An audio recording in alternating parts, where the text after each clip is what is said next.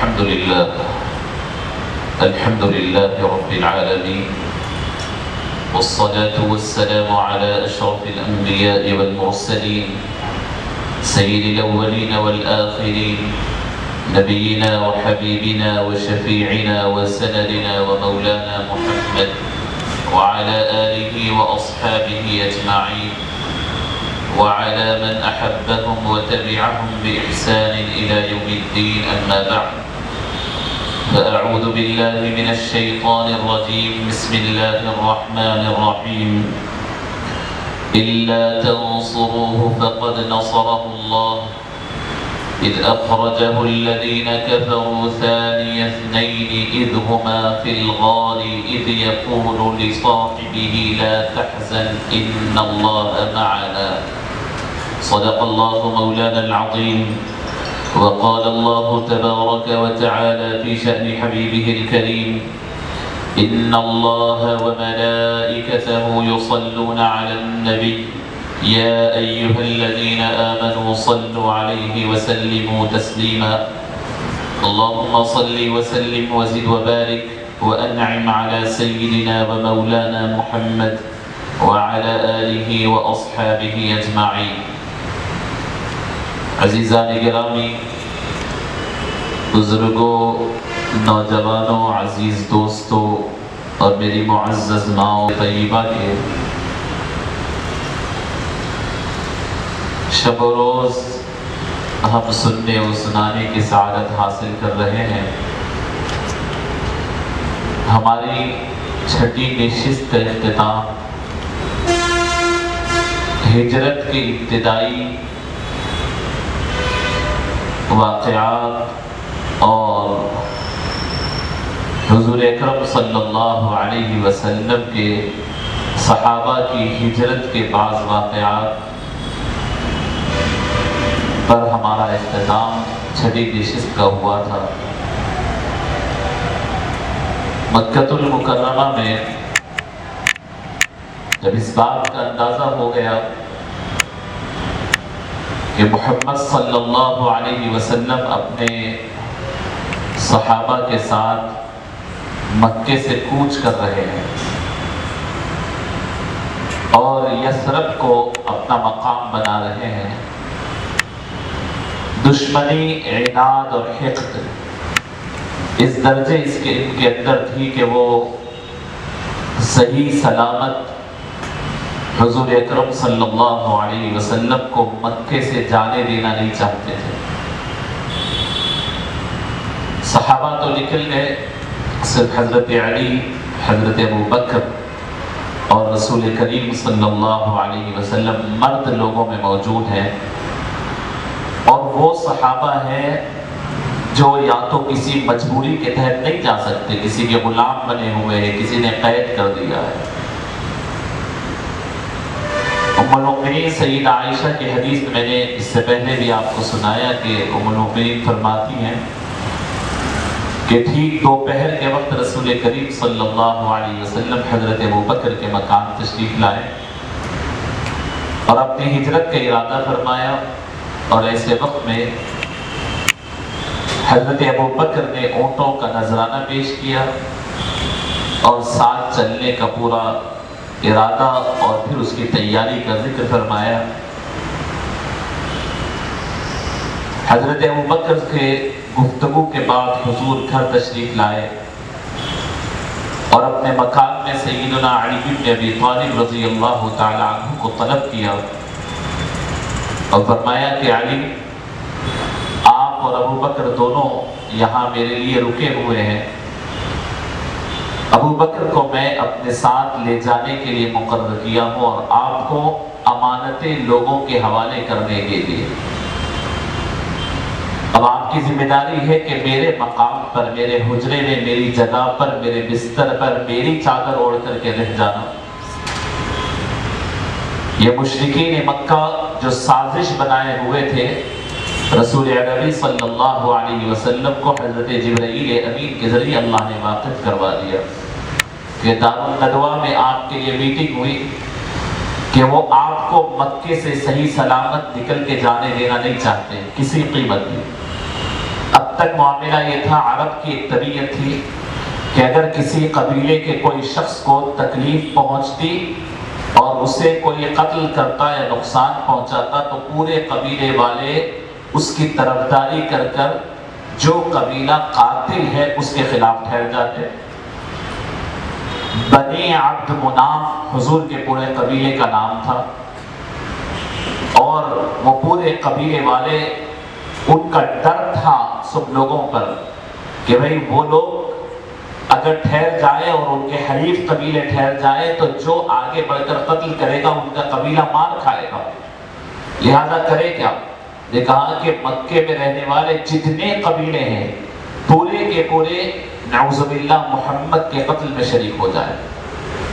ہر قبیلے کا ایک جوان اپنے آپ سے آگے بڑھے تاکہ جب دیت اور خون بہا کا موقع آئے بدلہ لینے کا تو بنی عبد مناف ایک سے نہیں سینکڑوں قبیلوں سے کہاں بدلہ لے گئے۔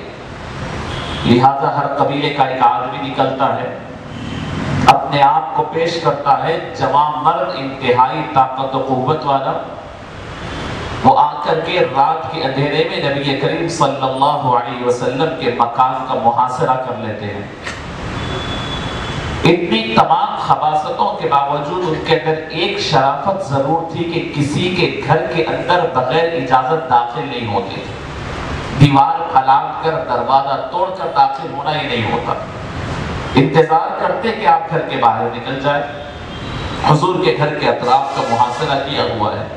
اللہ کے نبی صلی اللہ علیہ وسلم اپنے مقررہ پروگرام کے مطابق حضرت ابوبکر کو بتلا دیے کہ ابوبکر ہم کو نکلنا ہے، میں کسی بھی وقت تمہارے پاس آؤں گا۔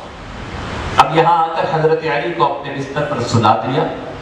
حضور کے گھر کے اطراف ایک نہیں سینکڑوں قاتلین تلوار میان سے نکالے ٹھہرے ہوئے ہیں۔ اللہ کے نبی صلی اللہ علیہ وسلم اپنے گھر سے باہر، اپنے حجرے سے باہر پورے رعب کے ساتھ نکلتے ہیں اور سورہ یاسین کی تلاوت کرتے ہوئے نکلتے ہیں۔ سورہ یاسین کی تلاوت کرتے ہوئے رسول پاک صلی اللہ علیہ وسلم اپنے ہاتھ میں ریتی اور مٹی لیے ہوئے ہیں اور جتنے قاتلین ٹھہرے ہوئے ہیں ان کے سر کے اوپر بھربھراتے ہوئے نکل گئے، کسی کو اندازہ بھی نہیں ہوا۔ اب یہ ٹھہرے ہوئے ہیں، رات کا پورا پہر گزر گیا، صبح نمودار ہونے والی ہے، یہ سمجھتے ہیں کہ محمد صلی اللہ علیہ وسلم اندر ہے۔ ایک جانے والے نے کہا کہ کس کے انتظار میں ہو؟ انہوں نے کہا کہ ہم آج رات کس بات کا تہیہ کیا آپ کو اندازہ نہیں، مکے میں شور ہے، ہم محمد صلی اللہ علیہ وسلم کو جانے نہیں دیں گے، ان کو قتل کرنے ٹھہرے۔ وہ فرماتے ہیں کہ کس خواب میں ہو کہ تم لوگ یہاں ٹھہرے ہی تھے، محمد تمہارے سامنے سے نکلے اور چلے بھی گئے، پریشان ہو گئے۔ کہنے لگے اگر تمہیں یقین آنا ہے تو اپنے سر پہ ہاتھ رکھ کے دیکھ لو۔ صبح نے اپنے سر پہ ہاتھ پھیرا تو کیا دیکھتے ہیں کہ مٹی پڑی ہوئی ہے۔ جب فوراً اندر جھانکنے لگے تو کسی نے دیکھ کر کہا کہ نہیں محمد تو بستر پہ سو رہے ہیں۔ کسی نے کہا کہ نہیں یہ محمد کی قد و قامت نہیں ہے، کوئی اور سو رہے ہیں، لہذا اندر نہیں گئے، کھڑکیوں سے دیکھا۔ اور جب صبح ہوئی تو پورے اطمینان سے حضرت علی مرتضیٰ رضی اللہ تعالی عنہ چادر اٹھا کر کے باہر نکلے۔ انہیں کہا کہ محمد کہاں ہے؟ حضرت علی نے فرمایا کہ وہ تو رات میں ہی چلے گئے۔ فرمایا پھر تم؟ کہا کہ مجھے تمہاری اور تمہارے اپنے ملک کے، تمہارے اپنے شہر کے شرفاء جن کو تم بہت بڑے سمجھتے ہیں ان کی امانتیں ان کے پاس تھی، وہ ادا کرنے کے لیے، وہ واپس کرنے کے لیے مجھے چھوڑ گئے۔ مکے میں شور ہو گیا۔ ادھر رسول کریم صلی اللہ علیہ وسلم رات کے اندھیرے میں نکلے اور حضرت ابوبکر کے پاس گئے۔ رام طے تھا، سیدنا ابوبکر صدیق رضی اللہ تعالی عنہ نے اس مہم کے لیے اپنے پورے خاندان کو چھوڑ دیا، پورے خاندان۔ حضرت ابوبکر سب کو بٹھائے اور پروگرام طے کیے۔ حضرت اسماء ان کی بڑی صاحبزادی تھی، حضرت عائشہ سے بڑی بہن تھی۔ حضرت اسماء کو تیار کیا کہ اسماء تمہاری ذمہ داری ہے کہ روزانہ توشہ بنا کر ہمارے پاس آ جانا۔ آپ کے ایک فرزند تھے عبداللہ ابن ابی بکر، ان کو فرمایا کہ تمہارا کام یہ ہے کہ دن تمام مکے میں لوگوں کے درمیان رہنا، وہ جو باتیں کرتے ہیں وہ ذہن میں محفوظ رکھ لینا اور رات میں ہمارے پاس آ کر کے ان کے پروگراموں سے ہمیں واقف کرا دینا۔ عامر بن فہیرہ نامی ایک شخص رسول حضرت ابوبکر کے غلام تھے جن کو حضرت ابوبکر نے آزاد کر دیا تھا، وہ ان کے بکریاں چراتے تھے۔ ان کو بلایا، کہا کہ تم حسب معمول بکریاں چراتے رہنا، کسی کو اندازہ نہ ہو رات ڈھلتے وقت، رات جب چڑھتی ہے، سورج جب ڈھلتا ہے تو اس وقت بکریوں کو ہاتھ کر کے غار ثور پر لا دینا، ہم وہاں پر اس کی بکری کا دودھ پی لیں گے اور اس کے بعد تم چلے جانا۔ اس طریقے سے رسول کریم صلی اللہ علیہ وسلم کی حفاظت کے لیے حضرت ابوبکر نے اپنے پورے خاندان کو طے کر لیا، اور جو کچھ ان کے پاس باقی مادہ مال دولت جو کچھ بھی جمع پوری تھی وہ اپنے ساتھ رکھے۔ فرماتے ہیں کم از کم 6000 درہم کے اتنے تھے، وہ ساتھ رکھیے۔ وہ یہ قربانیاں ہیں حضرت ابوبکر کے خاندان کی۔ سیدتنا اسماء بنت ابوبکر رضی اللہ تعالی عنہ نوجوان ہیں۔ یہاں پر میں نوجوان، میری بہنیں بھی ہیں اور نوجوان لڑکے بھی ہیں، میں ان سے دعوت دیتا ہوں کہ آپ غور کریں۔ لوگ سمجھتے ہیں کہ اسلام کو صرف بوڑھوں کی ضرورت ہے، ایسا نہیں ہے۔ اسلام جوانوں کے مضبوط کھانوں پر اور مضبوط ہاتھوں سے پلتا پھلتا پھولتا آگے بڑھا ہے۔ نوجوان لڑکیاں اور نوجوان لڑکے، حضرت عبداللہ بن ابوبکر یہ نوجوان تھے، حضرت اسماء بنت ابوبکر یہ نوجوان تھی۔ کیا جذبہ ان کے اندر تھا، غور کریں۔ تمہارے جذبوں کو اللہ پسند بھی کرتا ہے، اور اسلام کو ضرورت ہے نوجوانوں کے جذبے کی، نوجوان لڑکیوں کے جذبے، نوجوان لڑکوں کے جذبے۔ یہ حضور کی ہجرت ہو رہی ہے تو ہجرت رسول میں نوجوانوں کی قربانیاں ہیں۔ حضرت اسماء بنت ابی بکر رضی اللہ تعالی عنہ توشہ تیار کرتی ہے، کوئی چیز باندھنے کے لیے نہیں ہے، تو انہوں نے اپنا گریبان، اپنی چادر کو 2 ٹکڑے کیا، نطاق کہتے ہیں، 2 حصوں میں بانٹا اور پھاڑ دیا۔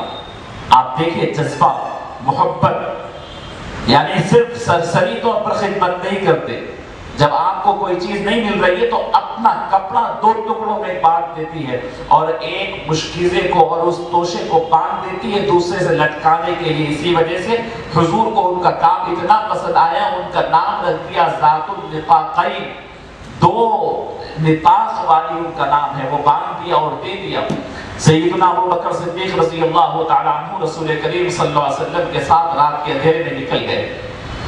اگر مثال کے طور پر مدینہ طیبہ اس راستے میں ہے تو اللہ کے نبی صلی اللہ علیہ وسلم نے اپنی حکمت اور دانش کے لحاظ سے اپنا راستہ جو طے کیا وہ اس جانب، مدینے کا راستہ ادھر ہے، لیکن حضور ایسی حکمت اختیار کیے کہ وہ بالکل اپوزٹ ڈائریکشن میں جاتے ہیں۔ غار ثور بالکل اپوزٹ ڈائریکشن میں ہے، لوگوں کو اندازہ ہو کہ جیسے ہی حضور گئے تو مدینے کے راستے میں دوڑیں گے، اور حضور بالکل اپوزٹ ڈائریکشن میں، وہاں پر ایک اونچی پہاڑی ہے غار ثور۔ آج بھی آپ جا کر کے اندازہ کر سکتے ہیں کہ اس کو صرف دیکھتے ہوئے آپ کی آنکھ اور آپ کی گردن درد ہو جائے، اتنی اونچی پہاڑی ہے وہ۔ اس میں حضرت ابوبکر صدیق رضی اللہ تعالیٰ عنہ کے ساتھ، اور جب آپ جائیں تو غور کیجئے، صرف آپ تو بڑی بڑی گاڑیوں میں بیٹھ کر جائیں گے، لیکن اس وقت حضرت ابوبکر کے مقام سے غار ثور کا راستہ پتھریلا مقام، اور انتہائی موٹے موٹے پتھر اور گڑھے اور سخت ترین پہاڑیاں ہیں۔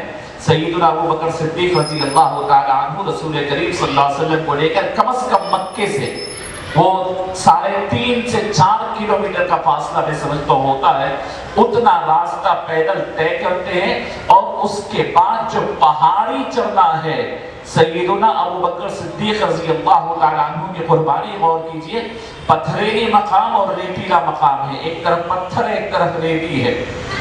پاؤں سے چلتے چلتے دیکھا کہ یہ قدموں کے نشان اور چپل کے نشان معلوم ہوں گے، اپنے چپل اتار دیے سیدنا ابوبکر، اور اس کے بعد جیسے ہی دیکھا کہ 2 لوگ نکلے ہیں، ابوبکر کے ساتھ ہمیشہ حضور ہوتے ہیں، 2 لوگوں کے قدموں کے نشان دیکھتے ہوئے آئیں گے، سرکار دو عالم صلی اللہ علیہ وسلم سے درخواست کی کہ یا رسول اللہ، اگر آپ تکلیف نہ ہو تو ابوبکر کے کھانوں پہ سوار ہو جائے، ابوبکر آپ کو لے کر کے چلے گئے، اس لیے کہ لوگوں کو اندازہ نہ ہو کہ 2 آدمی گئے، کیونکہ ڈھونڈیں گے تو 2 کے قدموں کے ساتھ ڈھونڈیں گے۔ اور جب چلنے لگے تو حضرت ابوبکر حضور کو اپنے کھانوں پہ بٹھائے ہوئے ہیں۔ نبی کریم صلی اللہ علیہ وسلم کی عمر اس وقت 53 برس ہے، 53، حضرت ابوبکر کی عمر 50 برس ہے، اور حضور کو اپنے کھانوں پر بٹھائے ہوئے، اور پورے قدم رکھ کر چلتے چلتے پھر خیال آتا ہے ابوبکر کو کہ کہیں پیچھے آنے والوں کو ہمارے قدم نظر نہ آ جائے۔ فرماتے ہیں کہ پنجوں پہ آ گئے حضرت ابوبکر، اور صرف پنجوں کے بل پر ٹھہرتے ہوئے پورے غار ثور کی پہاڑی پوری طے کرتے ہیں حضور کو بٹھا کر۔ اسی لیے حضرت علی مرتضی رضی اللہ تعالی عنہ سے ایک مرتبہ پوچھا گیا، علی آپ طاقتور ہے یا ابو بکر طاقتور ہے؟ فرمایا کہ تم کس سے سوال کر رہے ہو، میں یا ابو بکر؟ فرمایا کہ ابو بکر کی وہ ایک رات کی اور ایک دن کی طاقت علی کی پوری زندگی کی طاقت۔ فرمایا اس وقت اندازہ نہیں کہ ابو بکر کے کھانوں کے اوپر صرف ایک شخصیت سوار نہیں تھی، دین اسلام سوار تھا، اسلام کا مستقبل سوار تھا، رب العالمین کی محبت سوار تھی، اسلام کی بہت درخشاں پہلو سوار تھا، امام و انبیاء کا امام سوار تھا، اور پوری قیامت تک کا دین اللہ کے حضرت ابو بکر کے ہاتھوں پر سوار تھا۔ کیا فکر تھی ہوگی ابو بکر کی؟ اللہ اکبر۔ غار کے پاس گئے اور رسول کریم صلی اللہ علیہ وسلم کو بتا دے یہ عشق اور محبت کے جلوے ہیں، آپ اندازہ فرمائیں۔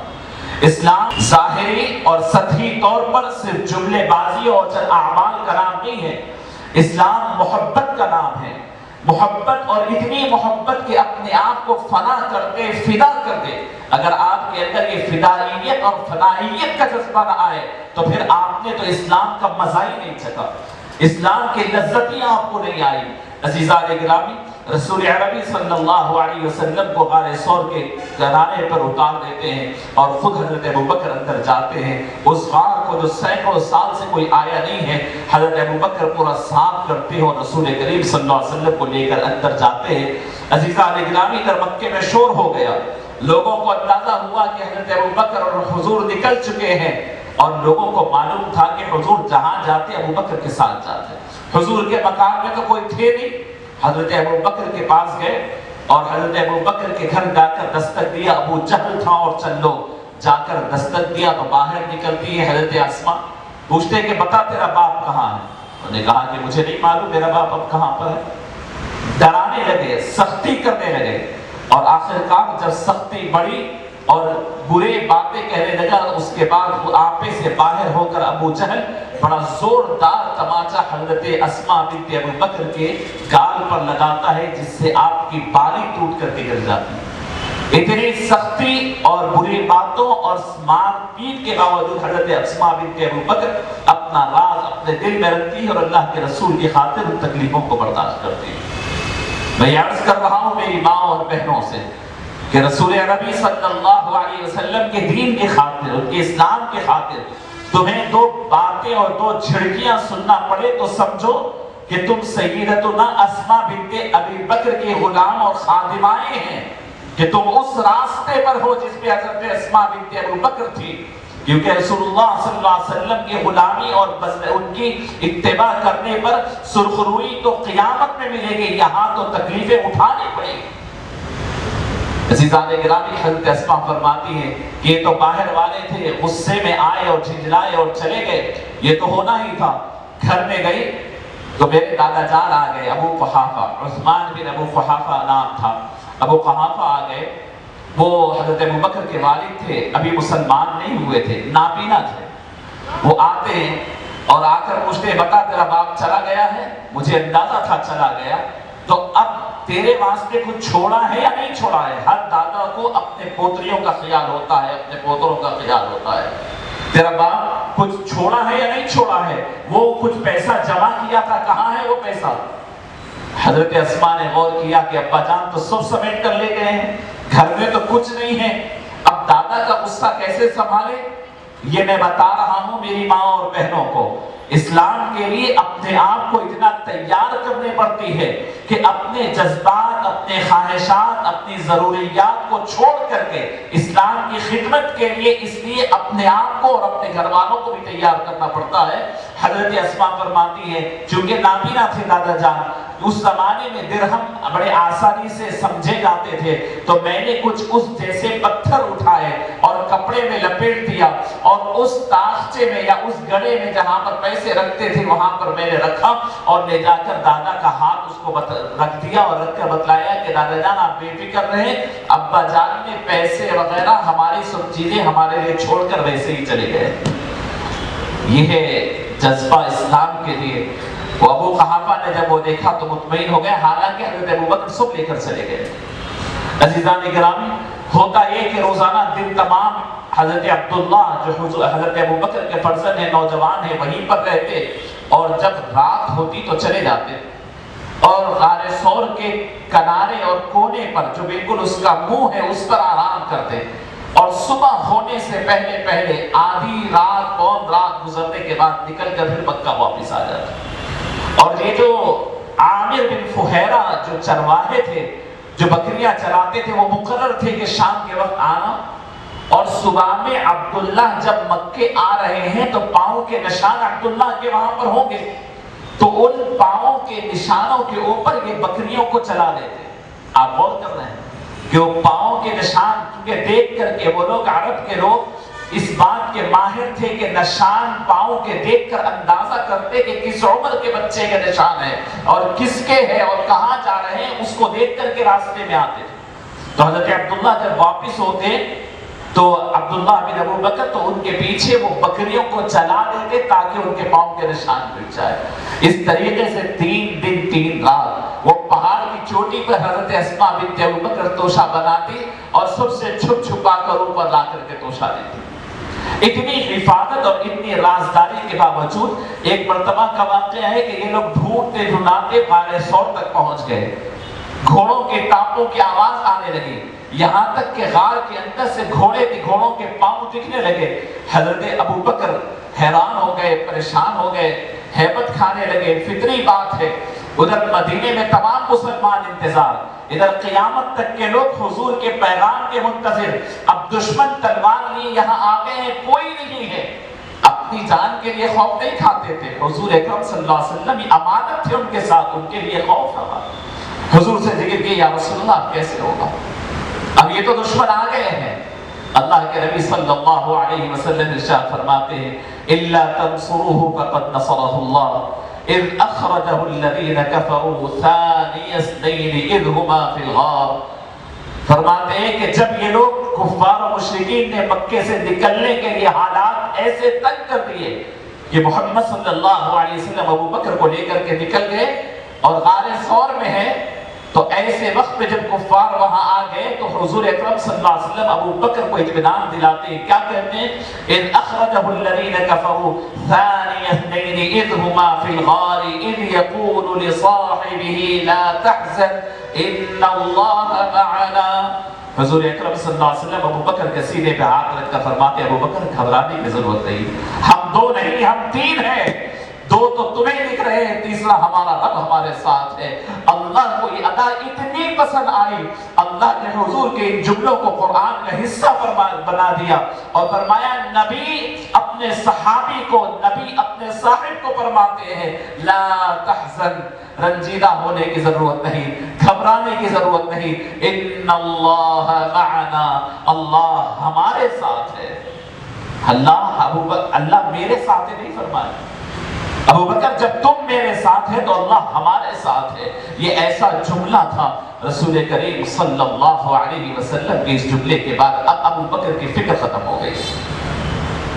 3 دن 3 رات ہوئے، وہاں پر بات طے تھی کہ عبداللہ بن اریقط نامی ایک شخص تھا جو راستے کا بہت ہی جاننے والا اور راستے کا ماہر تھا، اس سے بات چیت طے ہو گئی تھی، وفادار تھا، امانت دار تھا، وہ اگرچہ مسلمان نہیں تھا، ابو بکر نے انہیں بتا دیا تھا اور اپنے 2 اونٹ اس کے حوالے کر آئے تھے کہ 3 دن کے بعد وہاں آ جانا اور وہاں سے قافلہ نکلنے والا ہے۔ رسول کریم صلی اللہ علیہ وسلم نے فرمایا کہ دیکھو عبداللہ حضور حضرت ابو بکر کے فرزند کا بھی نام ہے اور دوسرے عبداللہ بن اریقط یہ ہے، یہ راستہ بتانے والے مسلمان نے ان سے کہا کہ دوسرا راستہ بدل کر سمندر کے کونے سے ساحل سمندر سے لے چلنا۔ وہاں سے نکل گئے، اب 3 دن 3 رات گزرنے کے بعد وہاں سے چلے گئے۔ حضرت اسماء بنت ابو بکر فرماتی ہیں کہ مجھے تو وہ 3 دن 3 رات کے بعد جب نکلے تو مجھے اندازہ نہیں تھا وہ چلے گئے، لیکن ایک جن نے آ کر مجھے بتلایا، اشارہ کیا کہ حضور اس راستے سے نکل گئے تو میں مطمئن ہو گئی۔ عزیزان گرامی، اب یہ لوگ روزانہ صبح نکلتے، مدینے کے جتنی راستے ہیں توڑتے آتے، حضور نہیں ملتے، بہت غصے میں ہے۔ ایک مرتبہ بنو مخزوم کا قبیلہ بیٹھ کر کے بات کر رہا تھا، ایک شخص آیا، آ کر کہنے لگا بھائی تم لوگ ڈھونڈ رہے ہو محمد کو، پتہ نہیں میں ادھر ساحل سمندر سے آ رہا تھا، وہاں راستے میں میں چند لوگوں کو جاتے ہوئے دیکھا، مجھے ممکن ہے، امکان ہے کہ وہی محمد اور ان کے ساتھی ہوں گے صلی اللہ علیہ وسلم۔ اس محفل میں ایک بہت ہی ہوشیار اور شاطر یعنی شخص بیٹھا ہوا تھا جس کا نام سراقہ ہے. سراقہ سن لیا. اب چونکہ بہت بڑا انعام لگا ہوا تھا، کہیں آتا ہے کہ 100 اونٹ، کہیں آتا ہے 200 اونٹ، تو اتنا بڑا انعام ہے، لوگ سنیں گے سب دوڑیں گے، انعام تقسیم ہو جائے گا. اس کو ہرس تھی. اس نے لوگوں کے سامنے بات بنا دی کہ نہیں میں جانتا ہوں وہ جانے والوں کو وہ محمد نہیں ہے، وہ کسی کا جانور گما ہے، وہ جانور ڈھونڈنے کے لیے گئے، جبکہ اسے دل میں یقین ہے کہ محمد ہے صلی اللہ علیہ وسلم. جب لوگوں کی توجہ بڑھ گئی تو اپنی کسی ضرورت کا اظہار کر کے فوراً اٹھا گھر گیا، تیاری کی، اپنا گھوڑا تیار کیا، ہتھیار لیا اور دوڑتا ہوا نکل گیا. اسے یقین تھا. ساحل سمندر سے ہوتا ہوا دوڑنے لگا. جب اس کا گھوڑا حضور اکرم صلی اللہ علیہ وسلم کے قافلے کے بالکل قریب ہو گیا، وہ خود کہتا ہے کہ میں اتنا قریب ہو گیا کہ محمد صلی اللہ علیہ وسلم کچھ تلاوت کر رہے تھے، ان کی آواز مجھے آنے لگی. اس کے باوجود وہ پلٹ کر نہیں دیکھتے، مطمئن جا رہے. البتہ ابو بکر پلٹ کر دیکھتے ہیں. میں اتنا قریب ہوا تھا کہ میرا گھوڑا ٹھوکر کھایا اور میں گر گیا. میں نے اس کو اتفاق سمجھا، اٹھا اور پھر بیٹھ گیا. پھر دوسری مرتبہ میں بیٹھ کر کے بڑی خوشی سے کہ اب تو اتنے اونٹ مل گئے، پھر دوڑتے آگے بڑھتا ہوں تو کیا دیکھتا ہوں کہ بالکل قریب پہنچا کہ میرے گھوڑے کے دونوں پاؤں گھٹنوں تک اندر چلے گئے اور میں پھر گر گیا. میں پھر اٹھنے لگا تو جب ایسا معلوم ہوا کہ آسمان سے کوئی اندھیرا میرے اوپر چھا رہا ہے، کچھ دھواں مجھے اطراف سے گھیر رہا ہے، میں سمجھ گیا کہ اب یہ معاملہ میرے آقے سے باہر ہے. میں آواز دیا کہ یا محمد صلی اللہ علیہ وسلم. رک گئے کہ محمد مجھے اپنے آپ کی امان چاہیے، آپ کا سائبان چاہیے اور آپ کا سہارا چاہیے. اللہ اکبر. نکل رہا تھا قتل کرنے کے لیے، ارادہ وہی تھا. جب قریب پہنچا تو اندازہ ہو گیا کہ اب ان کو پکڑنا اور ان کو قتل کرنا، انہیں قید کرنا تو ممکن ہی نہیں. واپس جانے سے پہلے خیر اسی میں ہے کہ اپنے آپ کی امان مان لے. نبی کریم صلی اللہ علیہ وسلم نے قافلے کو رکا کے پوچھتے کیا ماجرا ہے سراقہ. وہ قریب آ کر کے اپنا پورا ماجرا سناتا ہے اور کہتا ہے کہ محمد اب مجھے یقین ہو گیا ہے کہ آپ آخری نبی ہے، بس میں آپ سے امان چاہتا ہوں، میری جان بخشی کر دیجئے اور مجھے امان میں لے لیجئے. اللہ اکبر. کہ قاتل آتا ہے قتل کرنے کی نیت سے اور امن و امان کا پروانہ لے جاتا ہے. اللہ کے نبی صلی اللہ علیہ وسلم نے اس مرتبہ 2 الگ الگ روایات آتے ہیں. اللہ کے نبی صلی اللہ علیہ وسلم فرماتے ہیں سراقہ جا، آج تو قتل کرنے مجھے آیا تھا، لیکن میں تجھے خوشخبری دیتا ہوں کہ میں کسرا کے کنگن تیرے ہاتھ میں دیکھ رہا ہوں. فرمایا کسرا اس زمانے کا سپر پاور تھا. ابھی رسول اللہ صلی اللہ علیہ وسلم کا عالم کیا ہے، آپ غور کیجئے کہ خود اپنے وطن میں ان کو رہنے کے لیے جگہ نہیں دی جا رہی ہے.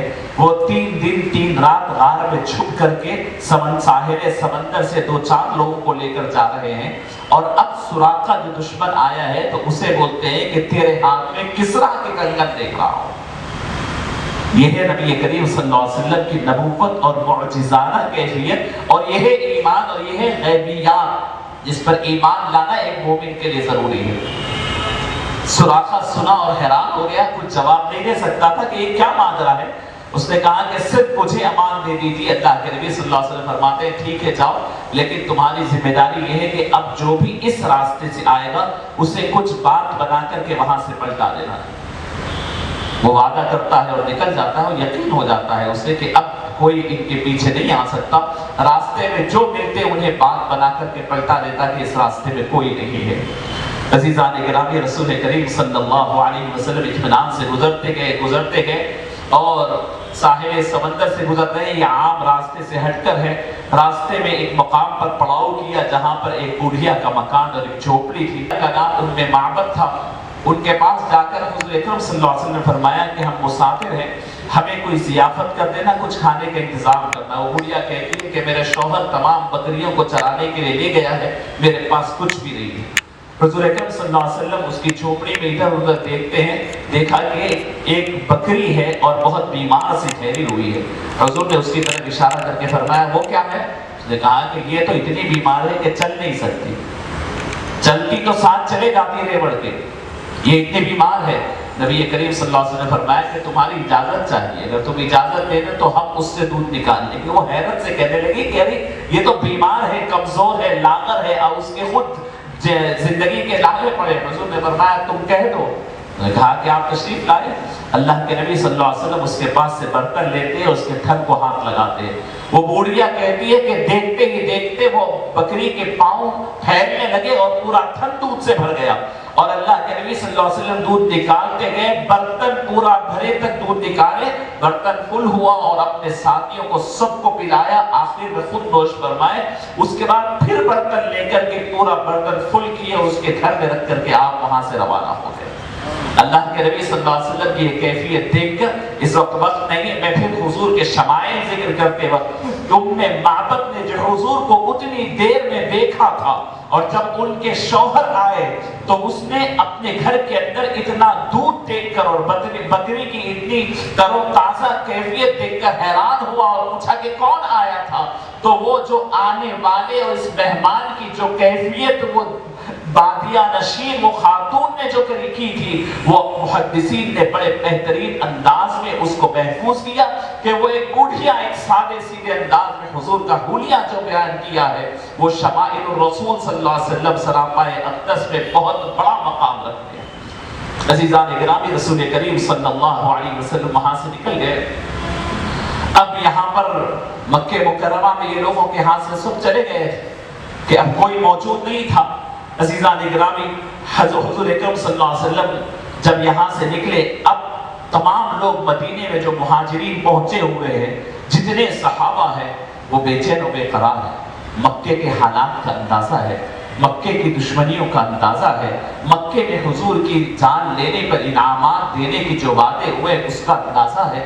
تمام صحابہ اور پھر وہاں کے مہاجرین اور انصار، روزانہ ان کا یہ عالم ہوتا، صبح ہوتے ہی اپنے اپنے گھروں سے نکل جاتے اور مدینے کی بارڈر پر آ کر حضور کا انتظار کرتے۔ صبح سے لے کر کے شام تک کڑکتی دھوپ میں بیٹھے ہوتے۔ جب سورج ڈوب جاتا تو بالکل مایوسی اور اداسی کی حالت میں واپس ہو جاتے۔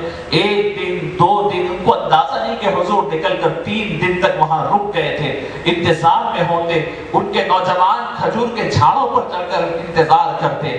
آخر وہ دن آیا، نبی کریم صلی اللہ علیہ وسلم کا قافلہ آتا ہوا نظر آیا۔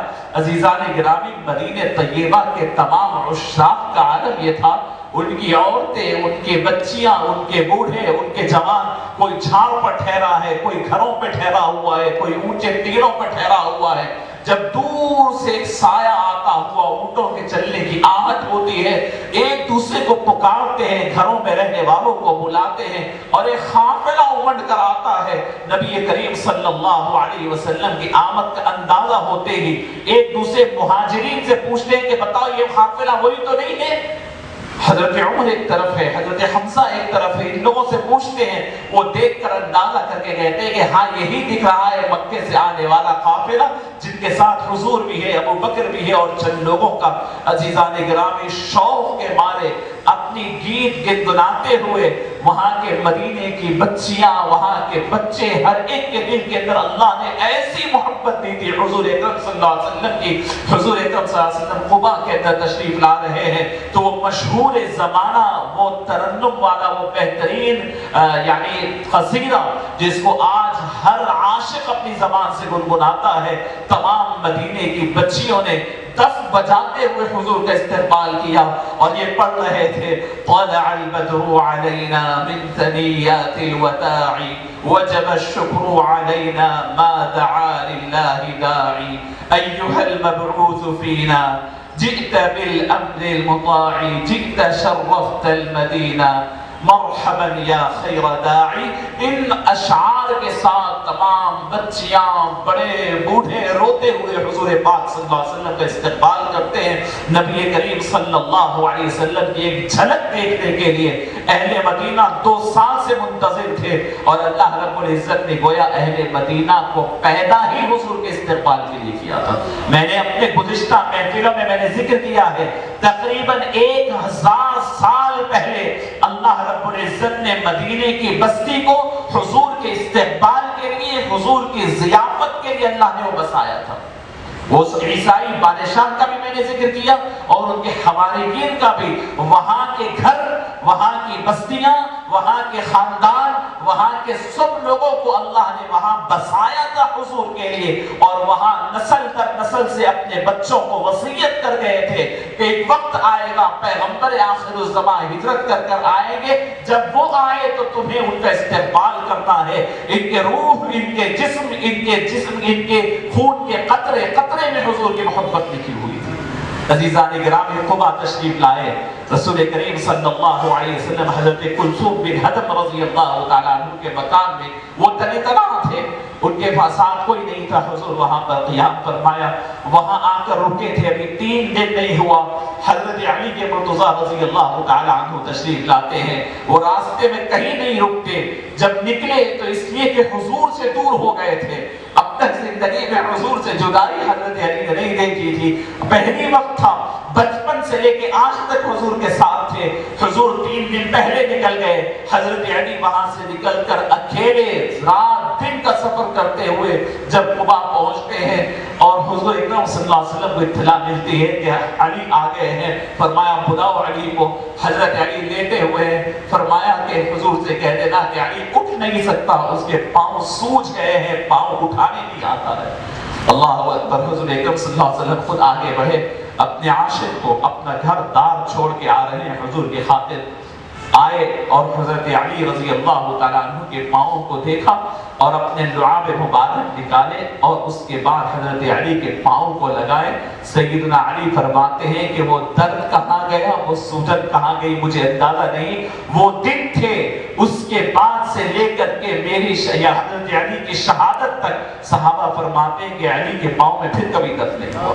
علی رضی اللہ تعالیٰ عنہ اسی وقت نبی کریم صلی اللہ علیہ وسلم وہاں پر سب سے پہلی مسجد اسلام میں جو تعمیر ہوئی، حضور نے اس مقام پر قبا کی بستیوں میں مسجد کو تعمیر کی.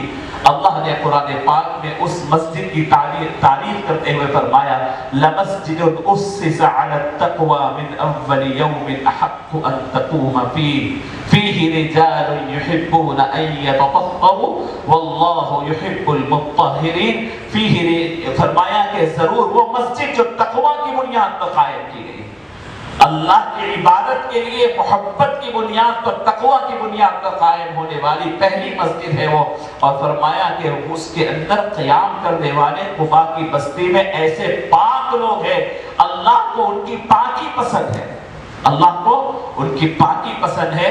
تو صحابہ ان کی پاکی کا جو اللہ نے قرآن میں ذکر کیا اس بارے میں گفتگو کی کہ بھائی تم ایسی کیا پاکی حاصل کرتے. طہارت تو ہم بھی لیتے، ضرورت سے فارغ ہونے کے بعد صفائی تو ہم بھی کرتے، تمہاری صفائی میں فرق کیا ہے. تو اللہ کے نبی صلی اللہ علیہ وسلم نے فرمایا کہ ان کی پاکی اس سے زیادہ اہم اس لیے ہے کہ یہ لوگ ضرورت سے فارغ ہونے کے بعد پہلے مٹی سے پاک کرتے ہیں، اس کے بعد پانی سے پاک کرتے ہیں. اسی لیے سنت قرار دیا، مٹی سے پاک کرو اس کے بعد پانی سے پاک کرو.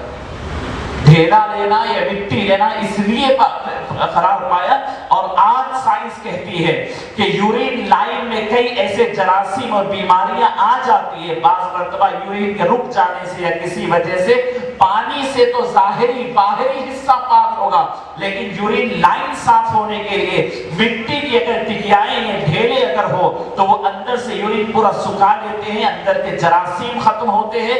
آج کئی یورین لائن کی بیماریوں کے لیے میڈیکل سائنسز نے ایسے چیزوں کو ایجاد کیا ہے جس سے طہارت لینے کے لیے آج لوگوں کو کہا جاتا ہے. یہ رسول کریم صلی اللہ علیہ وسلم کی سنت ہے، فیہ رجال یحبون ان یتطہروا واللہ یحب المطہرین. بہرحال عزیزان گرامی، رسول کریم صلی اللہ علیہ وسلم وہاں پر قیام فرمائے اور اس کے بعد وہاں پر مسجد کی تعمیر کے بعد، سنگ بنیاد اور تعمیر کے بعد کچھ دن قیام فرمایا اور وہاں سے رسول کریم صلی اللہ علیہ وسلم مکہ مدینہ طیبہ تشریف لائے. قبا سے مدینہ کچھ فاصلے پر ہے. اب یہاں پر 2-3 باتیں ضروری جو حضرت دکتور سعید رمضان موتی رحمۃ اللہ علیہ نے ہجرت کے اوپر جو فرمایا ہے وہ غور فرمایا کہ ایک ہجرت وہ تھی جو حضرت عمر کی تھی. کیا ہے؟ برملا کھل کر تلوار گردن میں، تلوار ہاتھ میں لیے ہوئے اور ادھر کمان لگائے ہوئے اور خنجر اپنے یعنی پٹے سے باندھے ہوئے لوگوں کو للکارتے ہوئے نکلتے ہیں، اور دوسری طرف رسول اللہ صلی اللہ علیہ وسلم رات کے اندھیرے میں چھپ کر کے جاتے ہیں، غار ثور میں چھپتے ہیں 3 دن، اور وہاں سے راستہ بدل کر جاتے ہیں۔ ہونا تو یہ چاہیے تھا کہ حضور وہ کرتے جو عمر کیے، حضور نے چھپایا کیوں، عمر نے ظاہر کیوں کیا؟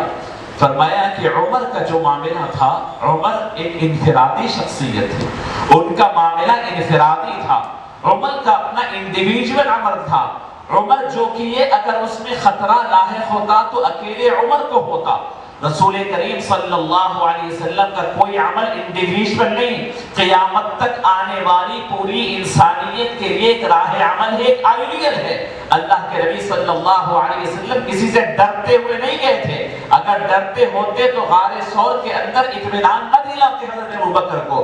وہ سراقہ کو اس وقت سراقہ کے آتے ہوئے دیکھ کر اس وقت ہیبت کھا جاتے اور تکلیف ہو جاتی۔ حضور مطمئن تھے، حضور اکرم صلی اللہ علیہ وسلم کو ڈر نہیں تھا۔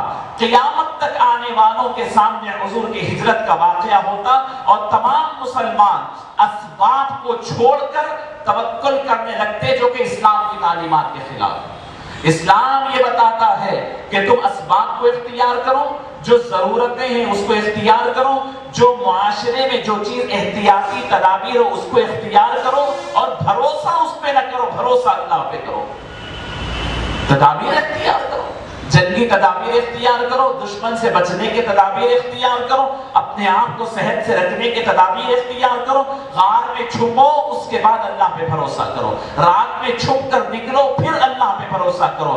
اگر اللہ نہ چاہے تو رات کے اندھیرے میں بھی شکار ہو سکتے ہیں، غار کے اندر بھی دشمن پہنچ سکتا ہے۔ حضور نے پریکٹیکل لائف سکھائی ہمیں اور آپ کو، اور حضور کا عمل سب کے لیے آئیڈیل ہے، حضرت عمر کا عمل آئیڈیل نہیں۔ اب رہی عزیزان گرامی ہجرت کے متعلق فرمایا کہ اللہ رب العزت نے اپنے ہر نبی کی خدمت میں ہجرت رکھا، اور جب کبھی نبی نے ہجرت کیا ہے ان کی زندگی میں بڑا انقلاب آیا ہے۔ ہر نبی نے ہجرت کیا، وقت نہیں ہے ورنہ آپ دیکھ لیں ہر نبی کی قسمت میں اللہ نے ہجرت لکھا ہے۔ ہجرت سے پہلے والے حالات ہمیشہ ظالموں کے رعب و دبدبے اور ان کے کنٹرول کے رہے ہیں۔ جب آپ ہجرت کر لیتے ہیں زمین بدل دیتے ہیں، حالات بدل جاتے ہیں، آپ میں انقلاب آ جاتا ہے، تبدیلی آ جاتی ہے۔ اور پھر یہی بات یہ قوموں کی قسمت کی بھی ہے، انفرادی قسمت کی بھی ہے، اس لیے اللہ والوں نے اس پہ ریسرچ کیا ہے۔ فرمایا کہ افراد خاندان میں سے جو بچے اپنے گھر کو چھوڑ کر کے باہر جاتے ہیں اور کوئی اور زمین چاہے دین کے لیے ہو، تعلیم کے لیے ہو، معاش کے لیے ہو، اگر باہر جاتے ہیں تو پھر ان کے اندر غیر معمولی صلاحیتیں بڑھ جاتی ہیں اور ان کو برکتوں سے بھی نوازا جاتا ہے۔ اگر کوئی انسان کو ایک علاقے میں مشکلات ہو، حلال کمائی کے لیے اپنا علاقہ چھوڑ کر دوسری جگہ جاتا ہے، تعلیم کے لیے ایک علاقہ چھوڑ کر دوسری جگہ جاتا ہے، تو اس کی قوت، اس کی طاقت، اس کی قوت اعتمادی، قوت ارادی میں غیر معمولی اضافہ ہوتا ہے۔ عزیزان گرامی الحمدللہ آپ زندگی میں دیکھیں، اپنے خود آزو بازو کے ماحول میں دیکھیں کہ بہت غیر معمولی تبدیلی آتی ہے۔ میں اپنا ذکر کرتا ہوں، میرے ابا جان میری اماں جان نے میرے دونوں بھائیوں کو گھر سے نکلنے کا موقع دیا۔ میرے منجلے بھائی مولانا محسن الحمومی وہ اپنے زمانے طالب علمی میں یہاں سے چلے گئے تھے اورنگ آباد، 2 سال گزار کر آئے، اور وہ 2 سال ان کی زندگی کے انقلابی سال تھے۔ گھر یاد آتا اور وہاں پر اپنے کوئی نہیں ہوتے، اپنے رب سے مناجات کے لیے ٹھہر جاتے، اپنے رب سے اپنی دل کی باتیں کہتے، زندگی میں نوجوانی کے عالم میں دل تبدیل ہو جاتا ہے۔ اور اس کے بعد وہ آئے تو بڑے بھائی کو موقع ملا کہ وہ حرمین شریفین میں جائے اور وہاں پر رہے، اور آج تک وہ زندگی گزار رہے ہیں۔ میرا بولنے کا اور بتلانے کا مقصد یہ ہے کہ انسان اگر سفر کرتا ہے، باہر نکلتا ہے ان اچھے مقاصد کے ساتھ، تو اس کی قوت ارادی بھی مضبوط ہوتی ہے، تجربے بھی بڑھتے ہیں، اور اللہ پر توکل بھی بڑھتا ہے، اور زندگی میں سیٹل ہوتی ہے۔ ہجرت کے فوائد میں شیخ سعید رمضان بوٹی نے ان تمام چیزوں کو لکھا ہے۔ عزیزان گرامی نبی کریم صلی اللہ علیہ وسلم جب مسجد قباء سے مدینہ طیبہ تشریف لے جا رہے، مدینہ کی بستی میں جانا ہے، جمعہ کا دن آیا، راستے میں رکے اور ایک مقام پر نماز جمعہ ادا کی۔ آج تک مسجد مدینہ طیبہ میں جمعہ مسجد کے نام سے ایک مسجد وہاں پر قائم ہے، مسجد الجمعہ، جس میں بعض مرتبہ نماز ہوئی ہے اور اس وقت نماز تو نہیں ہوتی ہے لیکن مسجد وہاں پر قائم ہے۔ اب مدینہ طیبہ میں حضور تشریف لے گئے، مدینے کا ہر آدمی منتظر ہے کہ حضور میرا مہمان ہو، حضور میرے مہمان ہو۔ حضرت اسعد بن زرارہ رضی اللہ تعالی عنہ جو حضور کے پہلے نقیب تھے، جو سب سے پہلے بیعت کیے تھے بیعت عقبہ اولیٰ میں، وہ حضور کے ساتھ ہے۔ وہ چاہتے ہیں کہ حضور میرے پاس آئے، ہر صحابی چاہتے ہیں، ہر انصار کے حضور میرے پاس آئے۔ اللہ کے نبی صلی اللہ علیہ وسلم مدینے کی بستیوں میں داخل ہونے کے بعد فرمایا کہ میری اونٹنی کو چھوڑ دو۔ کیا فرمایا؟ میری اونٹنی کے مہار کو، اس کے لگام کو چھوڑ دو، اس کو اپنے ہاتھ پہ چھوڑ دو۔ میری اونٹنی اللہ کی طرف سے مأمور ہے، مأمورۃ من اللہ۔ حضور کے ہو جاؤ تو نہ صرف حضور کو اللہ کا حکم ملتا ہے بلکہ اللہ آپ کو بھی گائیڈ کرنے لگتا ہے۔ ایک اونٹنی پر حضور سوار ہے تو حضور کی اونٹنی کو اللہ گائیڈ کر رہے ہیں اور فرماتے ہیں حضور کے چھوڑ دو۔ نوجوانوں، ہمیں غیرت ہونی چاہیے۔ لوگ ہماری بے راہ روی کے اوپر سر پیٹ رہی ہے قوم، دنیا، عدالتیں، پولیس، کس کے لیے؟ مسلمان مسلم نوجوانوں کے لیے، کہ مسلم نوجوان بھٹک رہے ہیں، مسلم نوجوان بہک رہے ہیں، بے راہ روی کے اختیار کیے ہوئے ہیں، بہت سارے خرابیوں میں ہیں، قتل میں ہے، غارت گری میں ہے، مختلف چیزوں کے چوری میں ہے، ڈکیتی میں ہے، شراب نوشی میں ہے۔ اللہ اکبر، ہمارا نسبت حضور سے ہے، ہمارا تعلق حضور سے ہے۔ آپ اندازہ تو کیجئے کہ ایک جانور، ایک اونٹنی پہ حضور سوار ہو جاتے ہیں تو اس کی مہار پکڑنے، اس کی لگام پکڑنے کی ضرورت نہیں، وہ خود چلتی ہے اور اللہ جہاں حکم دیتا ہے وہاں بیٹھتی ہے۔ تو ہم کہاں پر ہے؟ وہ ایک اونٹنی ہے اور جانور ہے، اس پہ حضور سوار ہو جاتے ہیں تو یہ عالم ہے۔ ہم نے تو اپنے آپ پہ حضور کو کبھی سوار ہی نہیں کیا، نہ ہم نے اپنے نفس پہ، نہ ہمارے اپنے قلب پہ، نہ ہماری گردنوں پہ۔ جس وقت ہم اپنے آپ پر حضور کو مسلط کر لیں گے، حضور کا قلادہ اور غلامی کا پٹا گلے میں ڈال لیں گے، خدا کی عزت کی قسم، مسلم نوجوانوں کی خبر کوئی ممکن ہو سکتا ہے کہ وہ بے راہ روی کا شکار ہو؟ لوگ تو انہیں دیکھ کر کہیں گے کہ راہ راست چاہیے تو تمہیں ادھر آ جاؤ۔ اونٹنی چل رہی ہے اور اس کے ایک ایک قدم کو انصار و صحابہ دیکھ رہے ہیں کہ قدم سیدھے جانب مڑتا ہے یا بائیں جانب مڑتا ہے۔ دعائیں کر رہے ہیں اللہ سے کہ اللہ آپ کے نبی کے میزبان ہم بن جائے۔ ایک ایک قدم اونٹنی چلتی ہے اور ٹٹولتی ہے، پھر آگے بڑھ جاتی ہے، ایک جگہ پر آئی اور رک گئی، بیٹھنے والی ہے، سب خوش ہو گئے، تھوڑی دیر بیٹھ کر پھر اٹھ کر نکل جاتی ہے، یہاں تک کہ بنو نجار کا قبیلہ اس قبیلے میں آتی ہے اور وہاں پر دو یتیم بچوں کے مقام پر ان کی جو جگہ تھی اس کے اوپر اونٹنی بیٹھ جاتی ہے۔ اسعد بن زرارہ رضی اللہ تعالیٰ عنہ ان دونوں یتیم بچوں کے کفیل تھے، وہاں پر بیٹھ جاتی ہے۔ بنو نجار کی بیٹیاں، نوجوان لڑکیاں باہر آتی ہے اور خوشی کے مارے حضور سے کہتی ہے کہ یا رسول اللہ، ہمارے لیے خوشخبری ہے، ہمارے لیے سعادت مندی ہے کہ آپ ہمارے خاندان میں، ہمارے محلے میں آئے ہیں۔ حضور ان کے چہروں کی مسکراہٹیں دیکھ رہے ہیں۔ چند دن پہلے مکے والوں کی کیفیت بھی دیکھے تھے کہ صورتیں کیسی مرجھا جاتی ہے، طبیعتوں میں کیسا تنفر ہے۔ اب یہ مدینے کے نوجوان بچیاں ہیں، کس نے ان کے دل کے اندر محبت رسول ڈالا تھا؟ پوچھا کہ اے لڑکیوں، اے بچیوں، بتاؤ تمہیں خوشی ہے میرے سے، میرے آنے سے؟ فرمایا یا رسول اللہ، ہمیں بڑی خوشی ہے کہ آپ ہمارے ساتھ آئے۔ حضور نے فرمایا تو پھر گواہ ہو جاؤ، مجھے بھی تمہارے درمیان رہنے کی خوشی ہے اور مجھے بھی محبت ہے تم سے۔ فرمایا ابھی وہ لڑکیاں نماز پڑھتی ہوئی نظر نہیں آئی، ابھی وہ لڑکیاں روزے رکھتی ہوئی نظر نہیں آئی، صرف محبت ہے۔ یہاں پر بہت اہم بات حضرت سعید رمضان بوطی فرماتے ہیں کہ لوگوں سنو، بعض حضرات خاص طور پر فرماتے ہیں کا مطلب اتباع رسول ہی ہے، اتباع ہی محبت ہے۔ فرماتے ہیں کہ یہ فکر رکھنے والے غلطی کر رہے ہیں، صرف اتباع کا نام محبت نہیں ہے، محبت اندر پیدا ہوتی ہے۔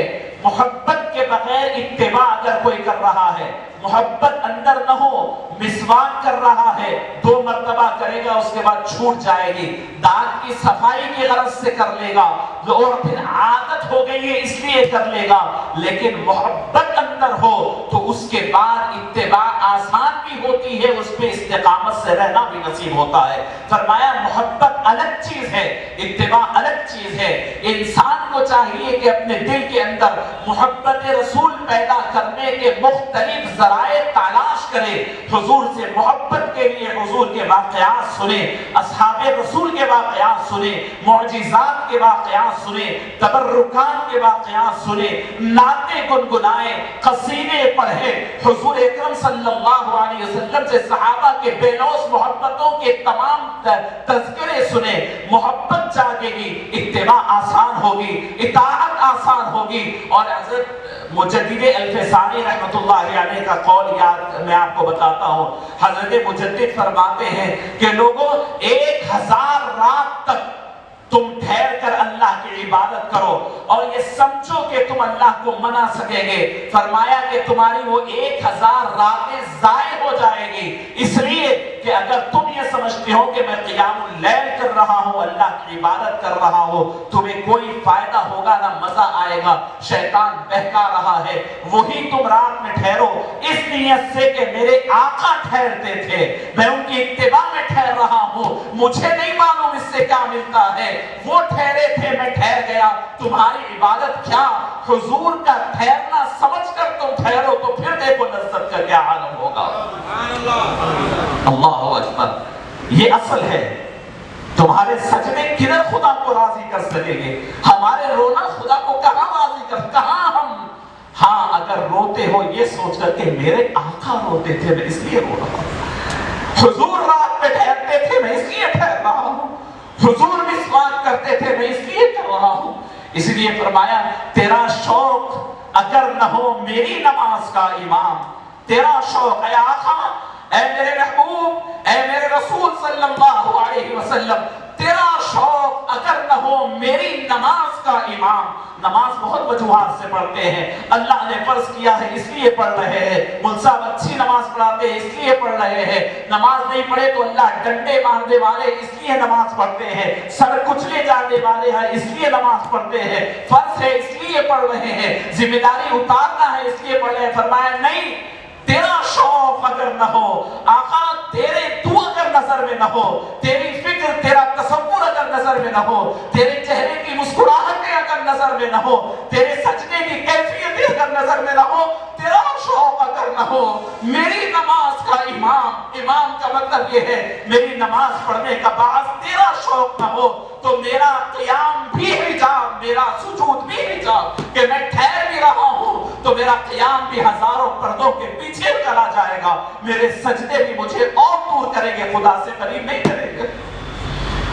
وہ عورتیں، وہ بچیاں جب انہوں نے چار کی آئی تھی دل کی خوشی سے کہا، اور حضور نے پوچھا کہ واقعی تمہیں خوشی ہوتی ہے مجھے دیکھ کر، مجھے اپنے محلے میں پا کر، مجھے اپنے گھروں کے اطراف دیکھ کر؟ فرمایا آقا یقیناً خوشی ہوتی ہے۔ تو حضور نے وہی مشتہ دے دیا، تمہیں مجھے دیکھ کر خوشی ہوتی ہے تو مجھے تمہیں دیکھ کر خوشی ہوتی ہے۔ حضرت ابو ایوب انصاری رضی اللہ تعالیٰ عنہ کا مقام تھا ان کے مقام کے سامنے، اس زمین کے سامنے حضور اکرم صلی اللہ علیہ وسلم کی اونٹنی بیٹھ گئی۔ اللہ اکبر، جب تم نبی کے سچے غلام اور سچے امتی بن جاؤ تو دنیا تمہارے قدموں کو دیکھے گی، تمہارے قدموں کی آہٹوں کو دیکھے گی۔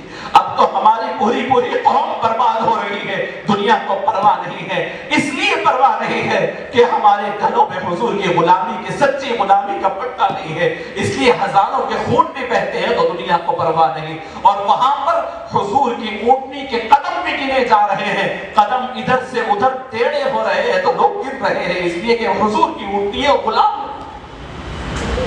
اللہ اکبر، عزیزان گرامی، وہاں بیٹھ گئی، کھجاوا اتارا گیا۔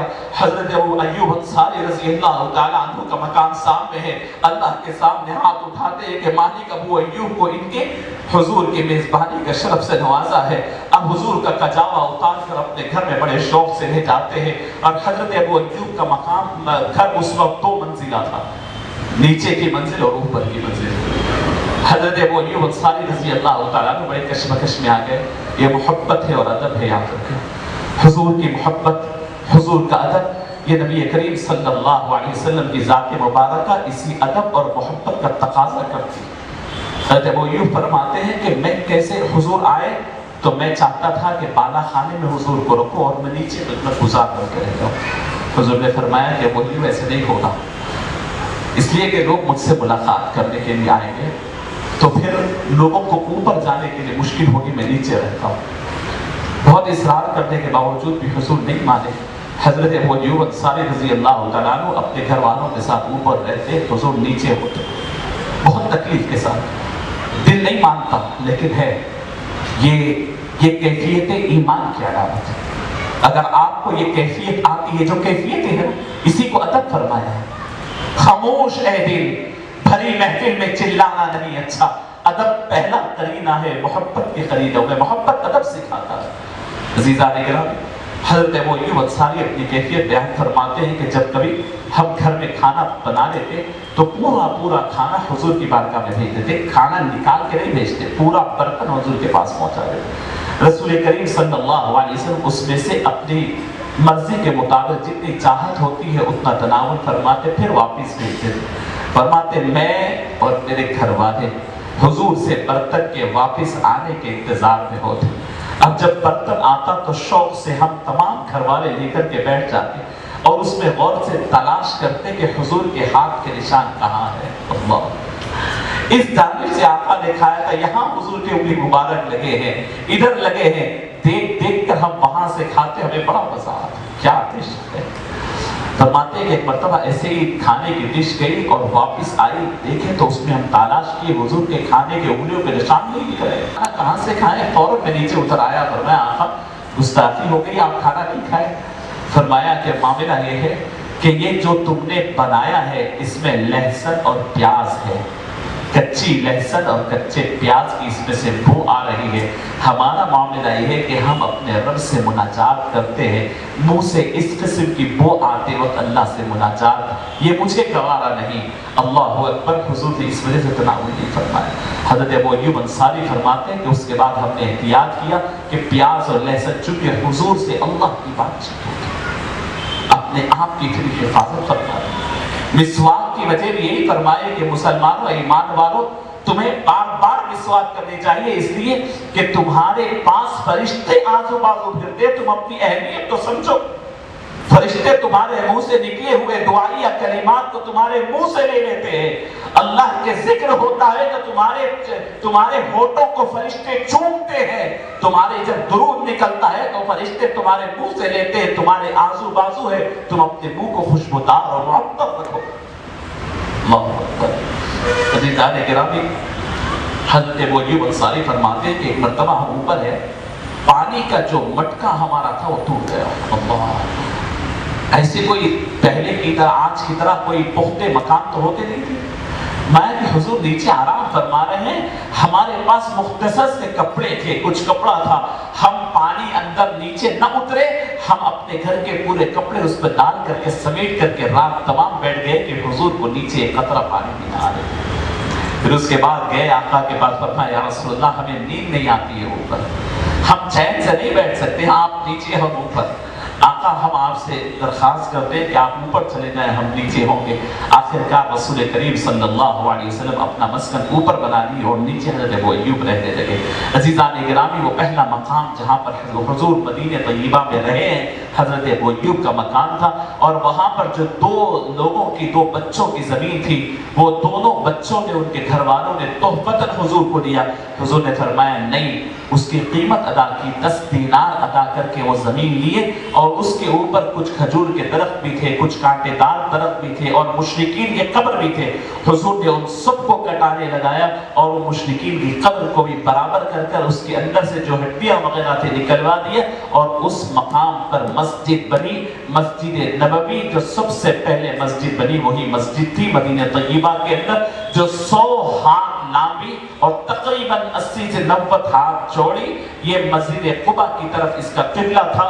یہ مسجد بنائی گئی، فرمایا کہ کھجور کے جو پیڑ ہوتے ہیں اس کے پلس تھے، اس کے جو پتے ہیں اس کے چھت تھے۔ صحابہ نے فرمایا رسول اللہ پختی بنا لے، حضور نے فرمایا کہ موسیٰ کی جیسی مسجد تھی میں ویسی ہی غیر پختہ مسجد ہی رکھنا چاہتا ہوں فرمایا۔ اور حضور اکرم صلی اللہ علیہ وسلم خود اپنے ہاتھوں سے صحابہ کے ساتھ مسجد کی تعمیر میں اینٹ اٹھا کر رکھتے، اپنے کھانے پر اینٹوں کو اٹھاتے اور زبردست اشعار پڑھ کر اپنے دیگر صحابہ کو بھی اس جذبے میں ابھارتے۔ ایسی ٹیم ورک حضور پاک صلی اللہ علیہ وسلم کے پاس تھا کہ اس طریقے سے اپنے صحابہ کو لے کر چلتے تھے کہ صبح کے اندر ایک جوش ولولہ اور قربانیوں کے ساتھ مسجد نبوی تعمیر ہوئی۔ حضور مدینے میں پہنچے بعد 3 کام بڑے اہم حضور نے فرمایا۔ سب سے پہلا کام، مدینے میں آئے تو مطلب یہ نہیں ہے کہ آپ سفر کے لیے آئے ہوئے، اب مدینے میں ایک اسلامی ریاست قائم ہونا، مدینہ قیامت تک کے لیے ایک آئیڈیل بننے والی جگہ ہے، اسلام کا مرکز بننا ہے، اب یہیں سے پوری دنیا میں اسلام پھیلنے ہیں، پورے کام ہونے ہیں۔ تو اب حضور اکرم صلی اللہ علیہ وسلم نے اپنے کاموں کی ترتیب میں سب سے پریورٹی پہ 3 کام رکھے، جملہ 4-5 کام، اس میں 3 کام۔ ان 3 کاموں میں سب سے پہلا کام حضور نے مسجد بنانے کا کیا۔ خود حضور کا گھر نہیں ہے، کئی صحابہ کا گھر نہیں ہے، لیکن پہلے مسجد بنائی۔ بہت ساری ضرورتیں اپنی جگہ تھیں، لیکن مسجد کی تعمیر سب سے پہلے فرمائی، بعد میں سب کام۔ بہت سارے فوائد ہیں مسجد کی تعمیر میں، اس میں سے ایک بنیادی فائدہ آپ کو عرض کرتا ہوں۔ اب مدینے کی سوسائٹی کے اوپر تھوڑا نظر رکھیں۔ مدینے کے اندر پہلے سے یہود بھی ہیں، ٹھیک ہے، یہودیوں کے قبیلے بھی ہیں، مشرکین کے قبیلے بھی ہیں۔ یہاں کے انصار جو بیعت عقبہ اولیٰ میں عقبہ ثانیہ میں آ کر کے مسلمان ہوئے ہیں وہ بھی ہیں، کوئی پہلے ایمان لایا، کوئی بعد میں ایمان لایا۔ پھر اس کے اندر کوئی دولت مند بھی ہے، غریب بھی ہے، پھر مہاجرین ہیں، ہجرت کر کے آئے ہوئے ہیں، وہ تو تمام اپنے مال دولت گھر دار سب چھوڑ کر آئے ہوئے ہیں۔ یہ سب ہے، یہ الگ الگ رنگ، الگ الگ کیفیت، ہر ایک کا اپنا پوزیشن، ہر ایک اپنے قبیلے میں، کوئی بڑا کوئی چھوٹا، کسی کا قبیلہ یہ، کسی کا قبیلہ بڑا، کسی کا قبیلہ چھوٹا، کوئی بڑے نسب والا، کوئی چھوٹے نسب والا، الگ الگ معاملات۔ اب رسول کریم صلی اللہ علیہ وسلم کے لیے سب سے بڑا چیلنج ہے کہ سب کو ایک دھاگے میں پرونا ہے، سب کو ایک جگہ پر لانا ہے۔ یہ نیچ اونچ، وہ پہلے، یہ بعد میں، وہ بڑا، یہ چھوٹا، تیرا قبیلہ، میرا قبیلہ، میں سینئر، تو سینئر، تیرا بڑا پوزیشن، تو اہل خاندان، میں اہل خاندان، میں دولت مند، تو دولت مند۔ کہ زندگی اور پورے سوسائٹی کے یہ اتار چڑھاؤ کو اگر آپ مینٹین کرنا چاہتے ہیں اور اس کو ایک لیول پر لانا چاہتے ہیں، اس کے اندر مساوات قائم کرنا چاہتے ہیں اور اس کے اندر برابری قائم کرنا چاہتے ہیں، تو وہ اللہ کے گھر مساجد سے بڑا ہیڈ کوارٹر، اس سے بڑا مرکز کچھ اور نہیں ہو سکتا۔ رسول کریم صلی اللہ علیہ وسلم کا سب سے بڑا معاملہ رہتا ہے کہ سب کو ایک جگہ لاؤ۔ اگر میں آپ سے ملنے آؤں تو آپ بڑے قبیلے کے رئیس سے آپ اپنے حساب سے استقبال کریں گے، کسی کے پاس جھوپڑی میں جاؤ، کسی کے پاس محل میں جاؤ، کسی کے پاس کوئی اعلیٰ خاندان کا، کوئی اپنے رسم و رواج کے ساتھ۔ فرمایا نہیں، مسجد بناؤ تاکہ سب مسجد میں آئے، مسجد میں آنا ہو تو بڑے نسب والا بھی ویسے ہی آئے، عام مسلمان بھی ویسے ہی آئے، بڑے خاندان والا بھی ویسے ہی آئے، آج مسلمان ہونے والا بھی ویسے ہی آئے، مہاجر بھی آئے، انصار بھی آئے۔ خدا کے سامنے اللہ اکبر کے ساتھ ٹھہرے تو کوئی پہچان نہ سکے کہ کون سب سے پہلے مسلمان ہوا اور کون آج مسلمان ہوا، کون اعلیٰ خاندان کا، کوئی ادنا کون ہے، اس کا اندازہ نہ ہو، کون غریب، کون امیر، کون بادشاہ، کون فقیر، سب ایک سب پہ ٹھہر جائے۔ یہ سب سے بڑا کام تھا، اس کے لیے رسول اللہ صلی اللہ علیہ وسلم نے مساجد بنائے۔ اور اسلام کا بنیادی امتیاز ہے، یاد رکھیں، اللہ کے نبی صلی اللہ علیہ وسلم نے حجۃ الوداع کے وقت فرمایا، جاہلیت کے تمام رسوم جس کے اندر لوگ اپنے قبیلے، خاندان، نسبوں کو گراتے ہیں، وہ آج میں اپنے پاؤں تلے رونق دیتا ہوں فرمایا۔ حضور کی ذات کو یہ گوارا نہیں تھا، حضور یہ الفاظ استعمال پوری زندگی میں کہیں نہیں فرمائے، قدم کے نیچے رونق دیتا ہوں، لیکن اب فرمایا حجۃ الوداع کے وقت کہ جاہلیت کے پورے فخر و مباحات کی چیزیں، میں بڑا، میرا خاندان بڑا, میرے رسوم و رواج بڑے, اس کو اپنے قدموں کے نیچے رونق دیتا ہوں. آج کے بعد نہ کوئی عربی کو عجمی پر فضیلت ہے, نہ کوئی عجمی کو عربی پر فضیلت ہے, نہ کوئی کانے کو گورے پر فضیلت ہے, نہ کوئی گورے کو کانے پر فضیلت ہے. جب عربی کو عجمی پر فرمایا تو عرب کے تمام قبائل اس کے اندر شریک تھے. قریش ہو, بنی ہاشم ہو, سید ہو, کوئی ہو, سب کو ایک راستے میں ٹھہرایا اور فرمایا کہ آج مسلمان ہونے والا بھی میرے پاس وہی ہے جو آج سے پہلے مسلمان ہونے والا ہو. اللہ کے سامنے سب برابر ہے, سب صرف تقوی کی بنیاد پر فضیلتیں حاصل ہوگی, ورنہ نسبوں کی بنیاد پر, قبیلوں کی بنیاد پر کوئی فرق یہاں پر نہیں ہوگا. یہ تو دیگر مذاہب ہے جہاں پر برہمنزم ہے, کوئی اوپر کے حصے سے پیدا ہوا, کوئی ہاتھوں سے پیدا ہوا, کوئی بیچ کے حصے سے پیدا ہوا, کچھ پاؤں کے حصے سے پیدا ہوا. اسلام میں آج ایمان لانے والے کا وہی مقام ہے جو آج سے پہلے ایمان لانے والے کا ہے. حضور نے اس برابری کے لیے پہلے مسجد کو قائم فرمایا, اور آج بھی مسلمانوں میں وقتاً فوقتاً زمانہ جیسے بیتتا جاتا ہے, فتنہ اٹھتا ہے کہ ہم اہل خاندان, ہم فلاں نسب والے. یاد رکھیں, جب نسبوں کو گناتے ہیں تو ذمہ داریاں بڑھتی ہیں, معاملے نازک ہوتے ہیں. حضور نے اپنے خاندان کا ذکر فرمایا تو وہاں ان کے معاملات کو نازک سے نازک تر کر دیا اور فرمایا کہ دیکھو, دوسرا اگر یہ کام کرتا ہے تو اتنا غلط نہیں ہے, میرا خاندان والا کرتا ہے تو مجھے اس سے زیادہ تکلیف ہوگی. باریکی بڑھتی گئی. عزیزان گرامی, پھر یہاں پر مسجد قائم ہوئی. مسجد قائم ہونے کے بعد سب ایک جگہ پر بیٹھنے لگے, ایک صف میں کھڑے ہو گئے محمود و ایاز. نہ کوئی بندہ رہا نہ بندہ نواز. اس کے اندر نبی کریم صلی اللہ علیہ وسلم نے پورے لوگوں کو سب کو بلایا, سب کو تربیت دی اور اصحاب صفہ قائم ہوا. سب سے پہلا کام مسجد بنائے. اب اس کے بعد کیا کرنی ہے؟ مواخات, دوسرا معاملہ, بردرہوڈ جسے کہتے ہیں. ایک ایسی کیفیت جو پوری انسانیت کی تاریخ میں کبھی نہیں دیکھی تھی. حضور نے دیکھا کہ امت کے اندر توازن نہیں ہے. کیسے؟ کوئی دولت مند ہے تو کوئی فقیر ہے, کسی کے پاس زمینات ہے تو کسی کے پاس ایک گز زمین نہیں ہے. انصار بھی ہے اس میں, مہاجرین بھی ہے.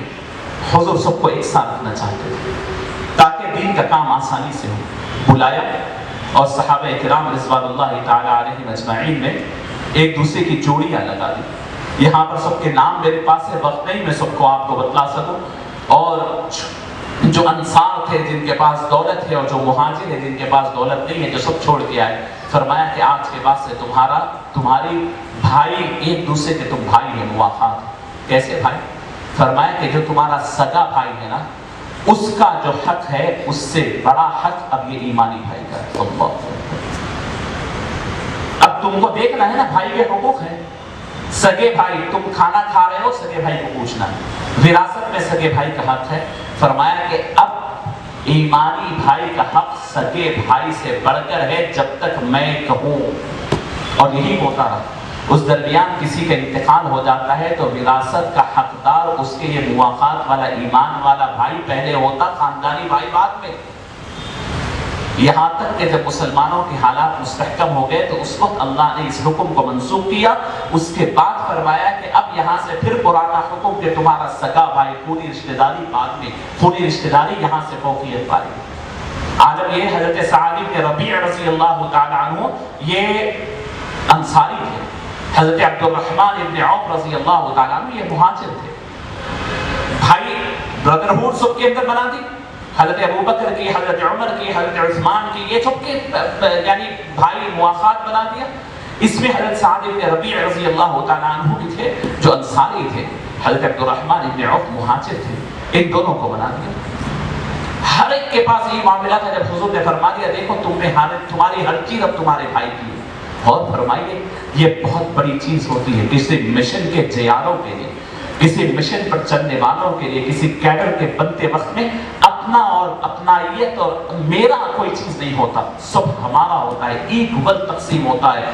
انسان کے اندر ایثار و قربانی ہوتی ہے. جو اپنا اپنا یعنی لیڈر جو اپنا امیر جو کہے وہ سب کچھ ہوتا ہے.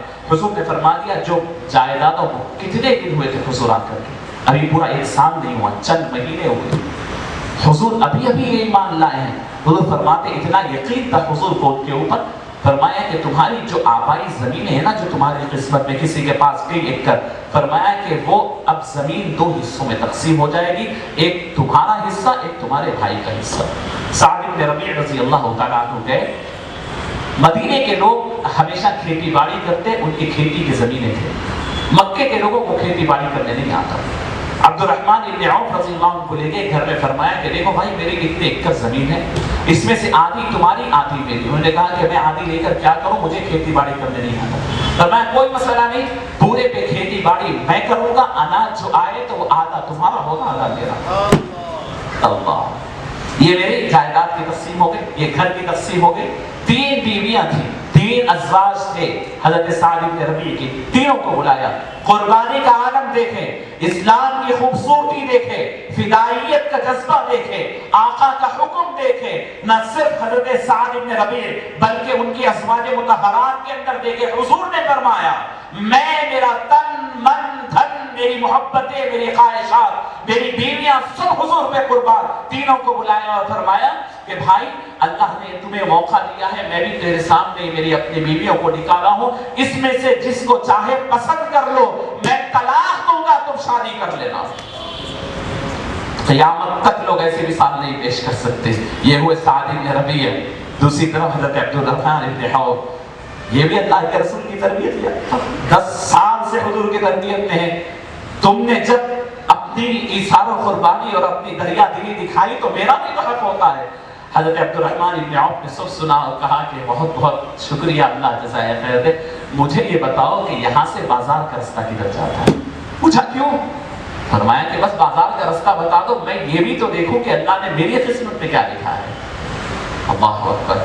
سامنے والا دیتا جائے, آپ لیتے جائے, یہ بھی حضور نے نہیں سکھایا, دینا ان کو سکھایا اور ان کو سکھایا کہ خودداری کی زندگی گزارو. اللہ سب سے زیادہ اللہ کے پاس وہ مال پسندیدہ ہے جو تم اپنے ہاتھ سے کماتے ہو.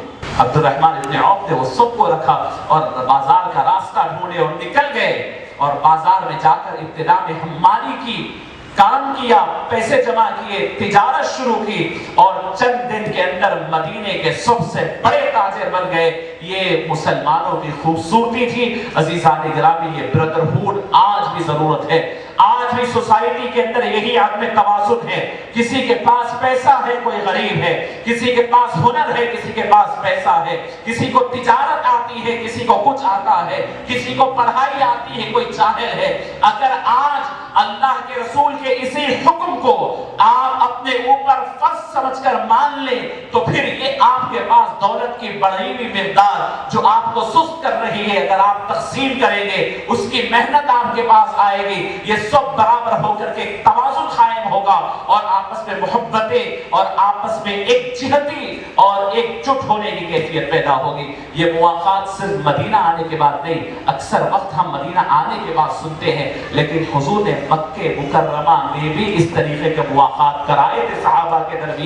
کچھ صحابہ ایمان لائے اور وہ لوگ دولت مند تھے, کچھ غریب اور غلام تھے, ان کے پاس کچھ نہیں تھا, تو ان لوگوں نے مواقعات مکے میں بھی کرائے تھے اور مدینے میں بھی کرائے ہیں. یہ رسول کریم صلی اللہ علیہ وسلم کی حکمت عملی اور غیر معمولی حکمت عملی, جس میں کسی پہ بار نہیں, کسی پہ بوجھ نہیں. عزیزان گرامی, یہ دوسرا معاملہ تھا. اور تیسرا معاملہ, مدینہ تشریف لانے کے بعد صرف مسلمانوں کا سوچنا نہیں تھا. مدینہ باضابطہ ایک آبادی تھی, ایک ریاست تھی, اور وہاں پر ہر قسم کے لوگ ہوتے تھے. اللہ کے نبی صلی اللہ علیہ وسلم وہاں پر حکومت قائم کرتے تھے, وہاں پر ایک باضابطہ ایک نظام قائم کرنا تھا. نبی کریم صلی اللہ علیہ وسلم نے وہاں پر ایک کانسٹیٹیوشن بنائے, ایک دستور بنایا میثاق مدینہ کے نام سے. اس کے اندر رسول کریم صلی اللہ علیہ وسلم نے سب کے حقوق شامل کیے, مسلمانوں کے, مہاجرین کے, انصار کے, یہودیوں کے, مشرکین کے, تمام قبیلے والوں کو جمع کیا اور باضابطہ دستور مدینہ قائم کیا. یہ آج پوری دنیا کے جتنے کانسٹیٹیوشنز بنے ہوئے ہیں, جتنے دستور بنے ہوئے ہیں, ان تمام نے اس دستور کو سامنے رکھ کر اس سے اپنے یعنی اپنے دفعات کو اخذ کیا ہے. اس کے اوپر ڈاکٹر حمید اللہ نے بڑے تفصیلی طور پر لکھا ہے کہ ہر دستور کی جان یہ حضور نے پہلے بنایا ہے. حقوق کیسے ہوں اس کے اندر سب کو برابری کا حقوق دیا. ہر ایک کے بارے میں مختلف اس کے دفعات ہیں, آپ پڑھ سکتے ہیں میثاق مدینہ. اس میں اللہ کے نبی صلی اللہ علیہ وسلم نے ایمان لانے کی شرط کسی پہ نہیں رکھی, آزاد رکھ دی. آپ یہودی ہیں, اپنے دین پہ برقرار رہیں, اپنے مذہب پہ برقرار رہیں. آپ کے اختلافات کی ایک سوئی آپ کے مذہبی کتاب کے ذریعے ہوگی, آپ کا معاملہ آپ کے حوالے ہوگا. ریاستی طور پر ریاست مدینہ کے مفاد میں سب ایک ہوں گے, اپنے اپنے مذہب پہ چلنے کا اختیار ہوگا. کوئی اگر مسلمان کسی یہودی یا کسی مشرک کے ساتھ ظلم کرتا ہے تو اس کو وہی بدلہ دیا جائے گا جو غیر مسلم کو دیا جاتا ہے. کسی کو اختیار نہیں اسے تو ظلم کرتے. تو عزیزان نے کہا, اور بہت بڑی بات جو میں آپ کو عرض کر رہا ہوں, آج بڑے اور چھوٹے کی بہت بات مسلمانوں میں, جبکہ اجنبیت ہے مسلمانوں میں نہیں ہو سکتی ہے, کی جا رہی ہے. حضور نے فرمایا ایک مسلمان میں غریب, بہت ہی غریب آدمی بھی ہے, اگر وہ کسی امیر زادے کو بھی پناہ دیتا ہے تو پھر اس کی پناہ مانی جائے گی, اس کا امن مانا جائے گا, اور چاہے کوئی بڑے سے بڑا مخالف ہو اس کی امن میں داخل ہو کر کے اس کو نقصان نہیں پہنچا سکے گا. غریب سے غریب آدمی, چاہے کسی کا نسب موجود نہ ہو یا کچھ بھی نہ ہو, اس کی بھی بات کا اعتبار ہوگا, اس کا بھی لحاظ رکھا جائے گا. عزیزان گرامی, یہ چیزیں میثاق مدینہ طے ہوا, دستور مدینہ طے ہوا, یہ تین چیزیں بڑی اہم رہی. اس کے بعد نبی کریم صلی اللہ علیہ وسلم اپنے دیگر کاموں کو آگے بڑھاتے ہوئے اللہ کے نبی صلی اللہ علیہ وسلم بڑھتے ہیں. بہت سارے چیلنجز وہاں پر تھے, جس کے بعد میں آپ کو ذکر کروں کہ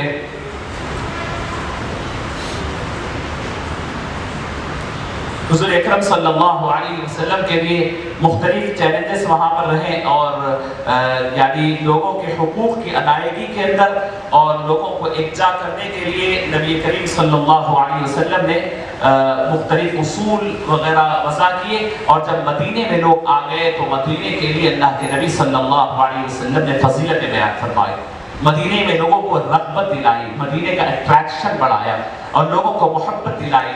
اور فرمایا, اللہ کے نبی صلی اللہ علیہ وسلم فرماتے ہیں ان الایمان لا یعرض الى المدینہ کما تعرض الحیۃ الى جحرها. فرمایا لوگوں, ایمان کا معاملہ یہ ہے, ایمان پوری دنیا میں پھیل جائے گا, لیکن قرب قیامت ایمان پھر پوری دنیا سے سمیٹتا ہوا مدینے میں آ جائے گا. جیسے کوئی ایک سانپ نکلتا ہے تو دور کتنا بھی پھرے پھر واپس اپنے بل میں آتا ہے, مدینے کا یہ معاملہ ہے. اس کے بعد فرمایا وقولہ صلی اللہ علیہ وسلم, حضور اکرم صلی اللہ علیہ وسلم فرماتے ہیں کہ ایک ایسا گاؤں, ایک ایسی جگہ جس کو لوگ یثرب کہتے تھے, اب میں یہاں آ گیا, میرے آنے کے بعد لوگ اسے مدینہ کہیں گے, طیبہ کہیں گے اور طابہ کہیں گے, اس کو کوئی یثرب نہیں کہے گا. اللہ کے نبی صلی اللہ علیہ وسلم فرماتے ہیں واللہ انک خیر ارض اللہ واحب ارض اللہ الی ولولا انی اخرجت منک ما خرجت. حضور اکرم صلی اللہ علیہ وسلم مکے سے نکلتے ہوئے فرماتے ہیں کہ یقیناً اللہ کی زمین میں سب سے بہترین زمین مکے کی ہے, مجھے بھی بہت پسندیدہ زمین تھی, اگر لوگ یہاں سے مجھے حالات تنگ نہ کرتے تو میں کبھی نہیں نکلتا, لیکن فرمایا مالک اب مجھے اس زمین پہ بھیجیے جو زمین آپ کے پاس زیادہ محبوب ہے. اللہ کے نبی صلی اللہ علیہ وسلم کو اللہ رب العزت نے مدینہ طیبہ بھیجا. بہرحال عزیزان گرامی, مدینہ طیبہ آنے کے بعد یہ حالات گزرتے گئے. اب رسول کریم صلی اللہ علیہ وسلم کے لیے جو بہت اہم معاملہ درپیش تھا, اب یہ کفار و مشرکین جب حضور نکل گئے تو ان کی حقد اور ان کا غصہ تھمتا نہیں تھا. کیا کریں, اب یہ لوگوں نے طے کیا کہ اب گھر کے اندر تھے, مکے میں تھے تو 2-2 4-4 جا کے حملہ کر سکتے, اب مدینہ چلے گئے. مدینے والوں کو وارننگ دی کہ تم ان کو باہر نکالو, اگر نہیں تو ہم پورے عرب تمہارے اوپر حملہ کریں گے اور تمہاری ریاست پوری ختم ہو جائے گی. اس میں رہنے والے یہودی بعض مکے والوں سے مل گئے اور اس طریقے کی بات چیت ہونے لگی. اس درمیان مکے والوں نے پلان کیا کہ مدینہ جا کر کے 350-400 کلومیٹر جا کر کے مدینے پہ حملہ کرنا ہے تو اتنا ساز و سامان چاہیے. اب مکے والوں کے پاس اتنا تھا نہیں.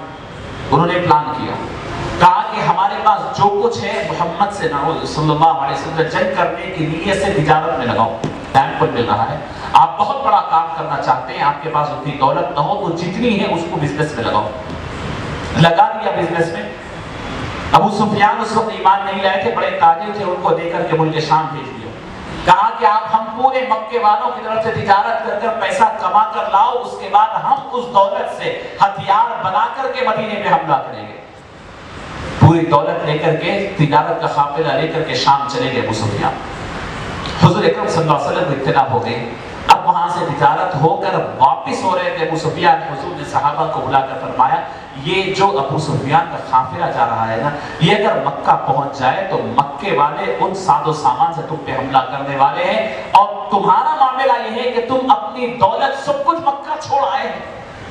تو لہٰذا اب یہ ابو سفیان کے قافلے میں جو دولت ہے وہ دولت تمہاری ہے, تمہارے گھر دار بیچ کر کے یہ لگائے ہیں اور تمہارے اوپر حملہ کرنے والے ہیں, ان کو روک لو. حضور کے صحابہ نکل گئے اور ابو سفیان کے قافلے کو روکنے والے تھے. ابو سفیان کو اندازہ ہو گیا, ان کے جاسوس بھی لگے ہوئے تھے, وہ مکے کو بول بھی جائے کہ مکے والوں تمہارا مال و دولت محمد اور ان کے اصحاب راستے میں لوٹ رہے ہیں, اگر یہ لوٹ جائے تو تم فقیر ہو جاؤ گے, اپنا مال و دولت بچانا ہے تو نکل آؤ. ابو سفیان ان کے شام سے مدینے کے راستے ہوتا ہوا جانا تھا. جیسے ہی یہ لوگ راستے میں آئے, پتہ چل گیا وہاں پر. اب وہاں سے ہر ایک کو غصہ آیا, جو کچھ اپنے پاس تھا, مکے کے پورے رؤساء, پورے بڑے بڑے سرداران, اپنے جو کچھ دولت سامان تھا سب لے کر کے اپنے گھر والوں کو لے کر کے نکل گئے. ابو سفیان کے پیچھے یہاں مدینے والے. دیکھتے ہی دیکھتے ابو سفیان راستوں کے بہت ماہر تھے, ساحل سمندر سے ہٹتے ہوئے وہ ایک دوسرے راستے سے اپنے قافلے کو بچا کر کے نکل گئے. لیکن معاملہ کیا ہوا, مکے والے جو نکلے تھے وہ آدھا راستہ طے کر چکے. صحابہ جو حضور کے نکلے ہوئے تھے یہ بھی بیچ میدان میں ہیں. اطلاع یہ مل گئی, ابو سفیان نے کہلا بھیجا کہ واپس آ جاؤ. کیوں؟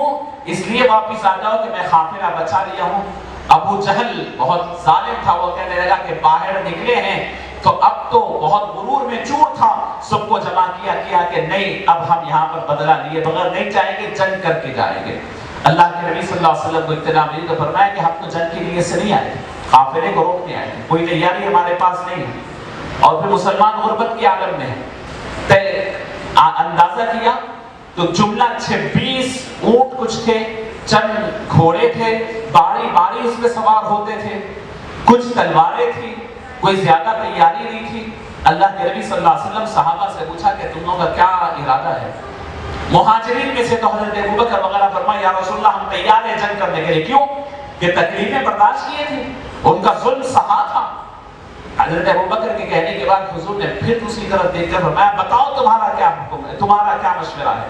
پھر تیسری وقت فرمایا تو وہاں پر حضرت سعد بن معاذ رضی اللہ عنہ انصار میں سے تھے, اٹھ کر ٹھہر گئے اور فرمایا کہ یا رسول اللہ شاید آپ کا اشارہ ہماری طرف ہے. فرمایا ہاں, کیونکہ مکے والے تو کر لیں گے لیکن اصل تمہارا معاملہ ہے. حضرت معاذ فرماتے ہیں ان کو یاد آ گیا بیعت عقبہ ثانیہ میں ہم نے آپ کے ہاتھ پہ بیعت کی تھی, مرنے جینے کی بیعت کی, آپ کے ہاتھ میں قربان ہونے کی. یا رسول اللہ جنگ تو دور ہے, اگر آپ فرمائیں کہ سمندر میں کود جاؤ تو کود جائیں گے, ہم نے آپ کے ہاتھ پہ مرنے کی بیعت کی. یہ اصل ایمان, اصل ایمان یہ ہے. ایمان آپ کو بہترین زندگی کے وعدے نہیں کرتا, اسلام آپ کو بہترین موت کے وعدے کرتا ہے, بہترین آخرت کے وعدے کرتا ہے, خوشگوار موت کے وعدے کرتا ہے. یہ اسلام ہے. حضرت سعد بن ربیع کی بات, سعد بن معاذ کی بات سنتے ہیں تو حضور مسکرا اٹھتے ہیں, فرماتے اب چلو. نکل گئے. مقام بدر کے ایک کونے پر وہ ٹھہرے ہوئے ہیں اور اس کونے پر حضور اکرم صلی اللہ علیہ وسلم صحابہ کے ساتھ بہت سارے اس کے اندر جنگی تدابیر ہوئے, وہ تمام باتیں عرض نہیں کرتا. اللہ کے نبی صلی اللہ علیہ وسلم جب وہاں پر پہنچے اور دیکھا کہ ساز و سامان بہت کم ہے, مختصر ہے, پھر اللہ کے نبی صلی اللہ علیہ وسلم نے اطلاع دی, لوگوں سے مشورہ کیا, معلومات کی. بہت اللہ رب العزت نے وحی کی طاقت سے حضور کو بہت تجربہ عطا فرمایا تھا. ایک بوڑھے کو بلایا اور کہا کہ بولو کتنے لوگ آئے ہیں؟ اس نے کہا کہ مجھے نہیں معلوم. فرمایا اچھا یہ بتا دو کہ وہ اونٹ کتنے کاٹتے ہیں, وہ اونٹ کتنے کاٹتے ہیں؟ اللہ کے نبی صلی اللہ علیہ وسلم نے ان کے ایک وقت کے کٹنے والی اونٹوں کی تعداد معلوم کر کے صحابہ سے فرما دیا وہ 950 سے 1000 لوگ ہیں. صرف ان کے اونٹ کے کٹنے اور پکنے کی چیز کو دیکھ کر حضور فرما دیا اور اس کی تیاری کرنے لگے. اور نبی کریم صلی اللہ علیہ وسلم تقریباً 314 لوگ تھے، جس میں 313 حضور اکرم صلی اللہ علیہ وسلم کے ساتھ تھے. اب دیکھا کہ بالکل بے سر و سامانی کا معاملہ ہے، جنگ کے میدان میں پہلی وقت ہے، ادھر مہاجرین ہیں، انصار ہیں. مہاجرین تو بڑی مشکل سے اپنا سامان لے کر کے آئے، کیا ہے ان کے پاس، لیکن اللہ رب العزت کی بارگاہ میں ٹھہرے ہوئے ہیں. حضور اکرم صلی اللہ علیہ وسلم نے جنگ کے لیے صفوف بنا دی. 1000 کے سامنے 313 کیا رہتا ہے؟ اور کفار کے پاس تو رات تمام رقص چل رہا ہے، شراب کی محفلیں چل رہی ہے، اس لیے کہ اتنے تھوڑے ہیں، ہم یہاں پر کام تمام کر کے چلے جائیں. اللہ کے نبی صلی اللہ علیہ وسلم ایسے وقت میں فرماتے ہیں، صحابہ فرماتے ہیں کہ اللہ کے نبی صلی اللہ علیہ وسلم رات جمعرات کی رات تھی، تقریباً 16 رمضان المبارک تھی. حضور اکرم صلی اللہ علیہ وسلم رات میں مصلی بچھاتے ہیں اور اللہ کی بارگاہ میں رونا اور گڑ گڑانا شروع کرتے ہیں. اللہ میدان جنگ میں ہے، اپنی پوری جمع پونجی کو اب تک کی لا کر کے میدان میں اللہ کے سامنے رکھ دیا اور اللہ کے سامنے دعا میں لگ جاتے ہیں، گڑ گڑاتے ہیں، روتے ہیں، منت و سماجت کرتے ہیں اور خوب روتے ہیں. اور روتے روتے روتے روتے اس کیفیت میں پہنچ جاتے ہیں کہ آخر میں چند جملے حضور نے فرمائے وہ ملاحظہ فرمائے. فرمایا اللہم ان تہلک هذه العصابة اليوم لا تعبد بعدها في الارض. اے میرے مالک، اگر یہ میرے ساتھ رہنے والی میری جمع پونجی جو اب تک کی محنت کی جمع پونجی ہے، یہ 313، اللہ یہ چھوٹی سی ٹکڑی اگر آج ناکام ہو جائے اور یہ ہلاک ہو جائے تو مالک قیامت تک روئے زمین پر تیرا نام لینے والا کوئی نہ ہوگا، کوئی عبادت کرنے والا نہیں ہوگا. اللہم انجز لی ما وعدتنی، اللہ تو جو وعدہ کیا تھا وعدے کو تکمیل کرنے کا وقت آ گیا ہے، وعدہ پورا کر دے. اللہم نصرک، اللہم نصرک، اللہ تیری مدد چاہیے، اللہ تیری مدد چاہیے. وَيَرْفَعُ يَدَيْهِ إِلَى السَّمَاءِ حَتَّى يَسْقُطَ الرِّدَاءَ عَنْ مَنْكِبَيْهِ. حضور اپنے دونوں ہاتھوں کو آسمان کی طرف اٹھا دیے، زمین سے اٹھ کے گھٹنوں پر ٹھہر کر کے حضور مانگنے لگے. صحابہ فرماتے ہیں حضور کی چادر آپ کے موڈے سے گر گئی. وَجَعَلَ ابو بکر رضی اللہ عنہ یلتزمہ من ورائہ. حضرت ابو بکر اور صحابہ پیچھے بیٹھ کر حضور کے رقت آمیز انداز کو دیکھ رہے ہیں اور بلبلا رہے ہیں. ابو بکر کو رہا نہ گیا، حضرت ابو بکر جا کر پیچھے سے لپٹ گئے اور چمٹا لیے. فرمایا کہ یا رسول اللہ، آپ اللہ سے پر امید رہے، اللہ آپ کی دعا قبول کر لیا اور ہمیں کامیابی ضرور ملے گی. فرمایا وَيَسَوِّ عَلَيْهِ رِدَاهُ وَيَقُولُ مُشْفِقًا عَلَيْهِ مِنْ كَثْرَةِ الْابْتِهَالِ یا رسول اللہ. فرماتے ہیں حضور کے رونے کو دیکھ کر فرماتے ہیں، حضور کی چادر سیدھی کر کے فرماتے یا رسول اللہ اب بس کیجئے، اللہ آپ کی دعا قبول فرما لیا ہے. عزیزان گرامی، حضور اکرم صلی اللہ علیہ وسلم کچھ دیر کے لیے خاموش ہو جاتے ہیں اور پھر اپنی آنکھ کھول کر فرماتے ہیں ابشر یا ابا بکر، ابو بکر خوشخبری ہو تمہارے لیے، کل کی جنت، کل کی جنگ کی کامیابی کی خوشخبری ہو. اتاک نصر اللہ، اللہ کی مدد آ چکی ہے. ھذا جبریل آخذ بعنان فرسه يقوده على ثناياه النقل. یہ دیکھو جبرائیل آ رہے ہیں، اپنا گھوڑا لے کر آ رہے ہیں، اس کی لگام لے کر کے اب جبرائیل فرشتوں کو لے کر کے آ گئے ہیں. عزیزان گرامی، اسی لیے اللہ رب العزت نے پورے بدر کے مقام کو فرشتوں سے گھیر لیا تھا اور فرماتے ہیں فرشتوں کو اللہ فرماتے ہیں اذ یریکموہم وَإِذْ یریکموہم اذ التقیتم فی اعینکم قلیلا ویقللکم فی اعینہم لیقضی اللہ امرا کان مفعولا. عزیزان گرامی، حضور اکرم صلی اللہ علیہ وسلم کے ان صحابہ کے لیے حضور پر اللہ فرماتے ہیں اذ یوحی ربک الی الملائکۃ انی معکم فثبتوا الذین آمنوا. اللہ وحی کرتا ہے، فرماتا ہے کہ دیکھو فرشتوں اتر جاؤ حضور کے صحابہ کے ساتھ، 5 سروں پہ پگڑیاں باندھ کر ان کی طرح جنگ لڑو، فزیکل طور پر، عملی طور پر. اور بعض صحابہ کو ایک ایک صحابی کے پاس بھیج دیا، ان کے دل کو تھامو، فثبتوا الذین آمنوا، ان کو دلاسا دو، ان کو اطمینان دو کہ اللہ تمہیں اکیلے نہیں چھوڑا ہے، اللہ کے فرشتے تمہارے ساتھ. حضور باہر نکلے اور فرماتے اپنے ہاتھ سے عصا لے کر کے ایک دائرہ بناتے جاتے ہیں. صحابہ نے پوچھا یا رسول اللہ یہ کیا ہے؟ فرمایا کل کا جنگ کا میدان اللہ نے مجھے دکھا دیا ہے، اس دائرے کے اندر ابو جہل مر کے گرے گا، یہاں عتبہ مر کر گرے گا، یہاں شیبہ مر کر گرے گا، یہاں فلاں گرے گا۔ اللہ اکبر، دوسری جنگ شروع ہوتی ہے، جنگ کے مختلف مراحل ہیں۔ لیکن جنگ ختم ہونے کے بعد صحابہ فرماتے ہیں حضور نے فرمایا تھا ہم میدان جنگ میں جا کر دیکھے تو خدا عز و جل کی عزت کی قسم، حضور نے جو دائرے اپنے لکڑی سے اپنے عصا سے ڈالا تھا، ہم نے اسی دائرے کے اندر اس ظالم کی ناش کو دیکھا، ایک ایک قدم بھی ان کا اس دائرے سے باہر نہیں تھا، اللہ نے وہیں پر انہیں موت عطا فرمائی۔ عزیزان گرامی، اس درمیان ایک اور واقعہ بیان کر اپنی بات کو ختم کرتا ہوں۔ حارثہ بن سراقہ نامی ایک صحابی تھے، وہ ایک کنویں کے پاس، ایک چھوٹے سے کنویں کے پاس پانی پینے آئے ہوئے ہیں۔ وہاں سے مشرک تیر چلاتا ہے اور تیر سیدھا ان کے حلق میں پیوست ہو جاتا ہے اور وہیں پر وہ شہید ہو جاتے ہیں۔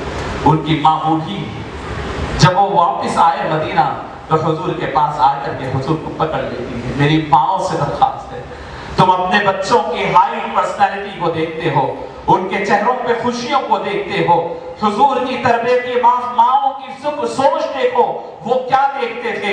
وَلَمَّا عَادَ إِلَى الْمَدِينَةِ، حضور واپس آئے تو وہ حضرت حارثہ بن سراقہ کی ماں جو بوڑھی تھی وہ آئی اور فرماتی یا رسول اللہ اخبرنی عن حارثہ، یا رسول اللہ مجھے بتائیے میرا لخت جگر آپ کو دی تھی حارثہ کہاں ہے، میرا بیٹا کہاں ہے؟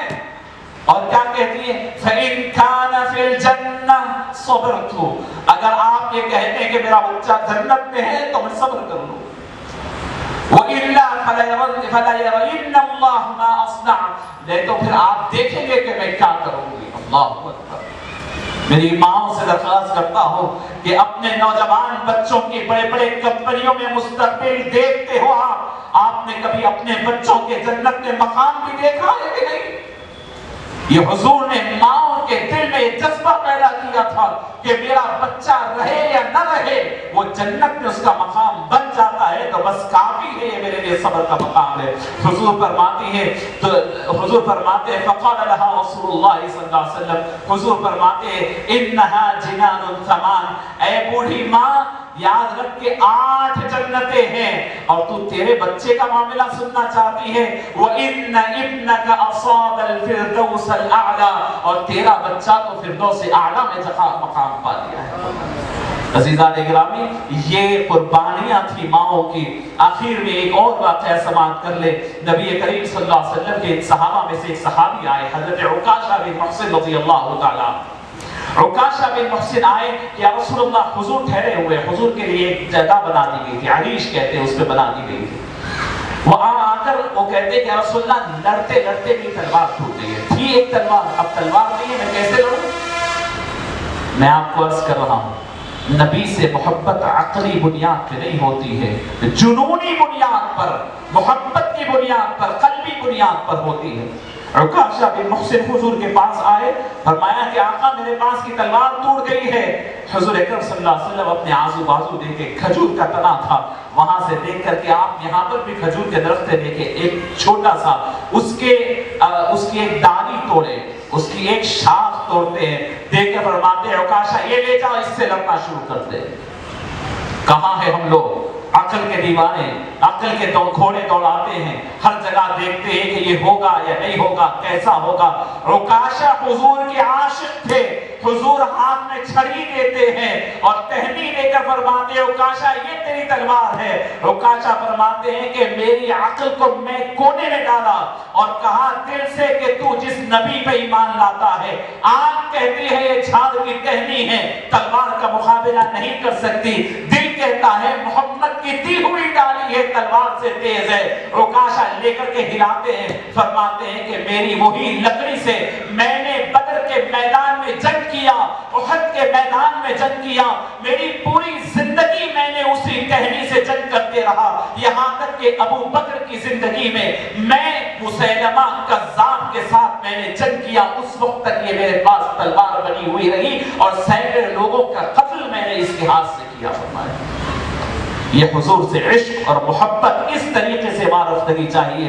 بہرحال عزیزان گرامی، یہ ختم ہوتی ہے، یہ جنگ ختم ہوتی ہے تو کفار و مشرکین کے 70 70 لوگ ڈھیر ہو گئے تھے، بڑے بڑے رؤساء، بڑے بڑے سردار، اور مسلمانوں کے پاس صرف 14 لوگ۔ رات ہوئی، اللہ کے نبی صلی اللہ علیہ وسلم ان پورے خبیثوں کو لے جا کر وہاں ایک کنواں تھا، اس کنویں میں ڈالنے کا حکم دیا۔ صحابہ آ کر آرام فرما رہے ہیں، ایک آواز آئی حضور کی، صحابہ نکل کر دیکھتے ہیں کہ حضور اس کنویں کے اوپر ٹھہرے ہوئے ہیں اور فرماتے ہیں یا اہل القلیب، اے کنویں والو سنو، اے ابو جہل سنو، اے عتبہ، اے شیبہ سنو۔ کیا فرماتے ہیں؟ بئس عشیرۃ النبی کنتم لنبیکم کذبتمونی وصدقنی الناس۔ اے لوگوں سنو، نبی تو تم میں تھا لیکن تم نے نبی کو نہیں مانا، تم نے نبی کا انکار کیا۔ یہ مدینے والے نبی کو مان لیے۔ وَأَخْرَجْتُمُونِي وَآوَانِيَ النَّاسِ، تم اپنے پاس سے مجھے نکالے اور یہ لوگ مجھے اپنے پاس جگا دیے۔ وَقَاتَلْتُمُونِي وَنَصَرَنِيَ النَّاسِ، تم نے مجھے میرے ساتھ قتال کیا، یہ لوگ میری مدد کے لیے آئے۔ فَهَلْ وَجَدْتُمْ مَا وَعَدَ رَبُّكُمْ حَقًّا، اب بتاؤ جس جگہ پر تم ہو، کیا تمہارے جو بت تم سے وعدہ کیے تھے کیا تم پاتے ہو؟ فَإِنِّي قَدْ وَجَدْتُ مَا وَعَدَنِي رَبِّي حَقًّا، اور میرا معاملہ یہ ہے کہ میرا رب جو مجھ سے وعدہ کیا تھا میں آج اس کو حق پاتا ہوں۔ صحابہ آئے اور فرماتے یا رسول اللہ یہ تو مر گئے ہیں، غور سے سنیں، یہ تو مر گئے ہیں، کیا یہ سنتے ہیں؟ آپ کی آواز سن رہے ہیں؟ حضور فرماتے ہیں یا رسول، حضور اکرم صلی اللہ علیہ وسلم فرماتے ہیں ما انتم باسمع منهم لما اقول لهم، ارے سنو، تم جیسا سن رہے ہو نا، تم سے زیادہ بہتر انداز میں اب یہ میری آواز سن رہے ہیں۔ وَلَكِنَّهُمْ لَا يَسْتَطِيعُونَ أَن يُجِيبُوا، لیکن اب ان کی زبانیں بند ہے کہ یہ جواب نہیں دے سکتے۔ عزیزان گرامی، یہ معاملہ ہوا اور ان لوگوں کو ایسے ہی چھوڑ کر رسول کریم صلی اللہ علیہ وسلم صحابہ کے ساتھ مدینہ طیبہ واپس ہوئے۔ یہ بدر کا معرکہ رہا، یہ سب سے پہلا معرکہ، بدر اولا، البدر الکبریٰ اسے کہتے ہیں۔ بہرحال عزیزان گرامی، مدینہ طیبہ میں آنے کے بعد یہ سن 2 ہجری کا واقعہ تھا۔ اللہ رب العزت سے دعا ہے رب العالمین عمل کی توفیق نصیب فرمائے، ہماری محافل کو قبول فرمائے، حضور اکرم صلی اللہ علیہ وسلم سے محبت اور عشق کے جذبے اللہ رب العزت ہمارے سینوں میں معجزت فرمائے، ایمان کی زندگی اور ایمان پر موت نصیب فرمائے۔ صلی اللہ علی النبی الامی وعلی آلہ واصحابہ اجمعین، والحمد للہ رب العالمین۔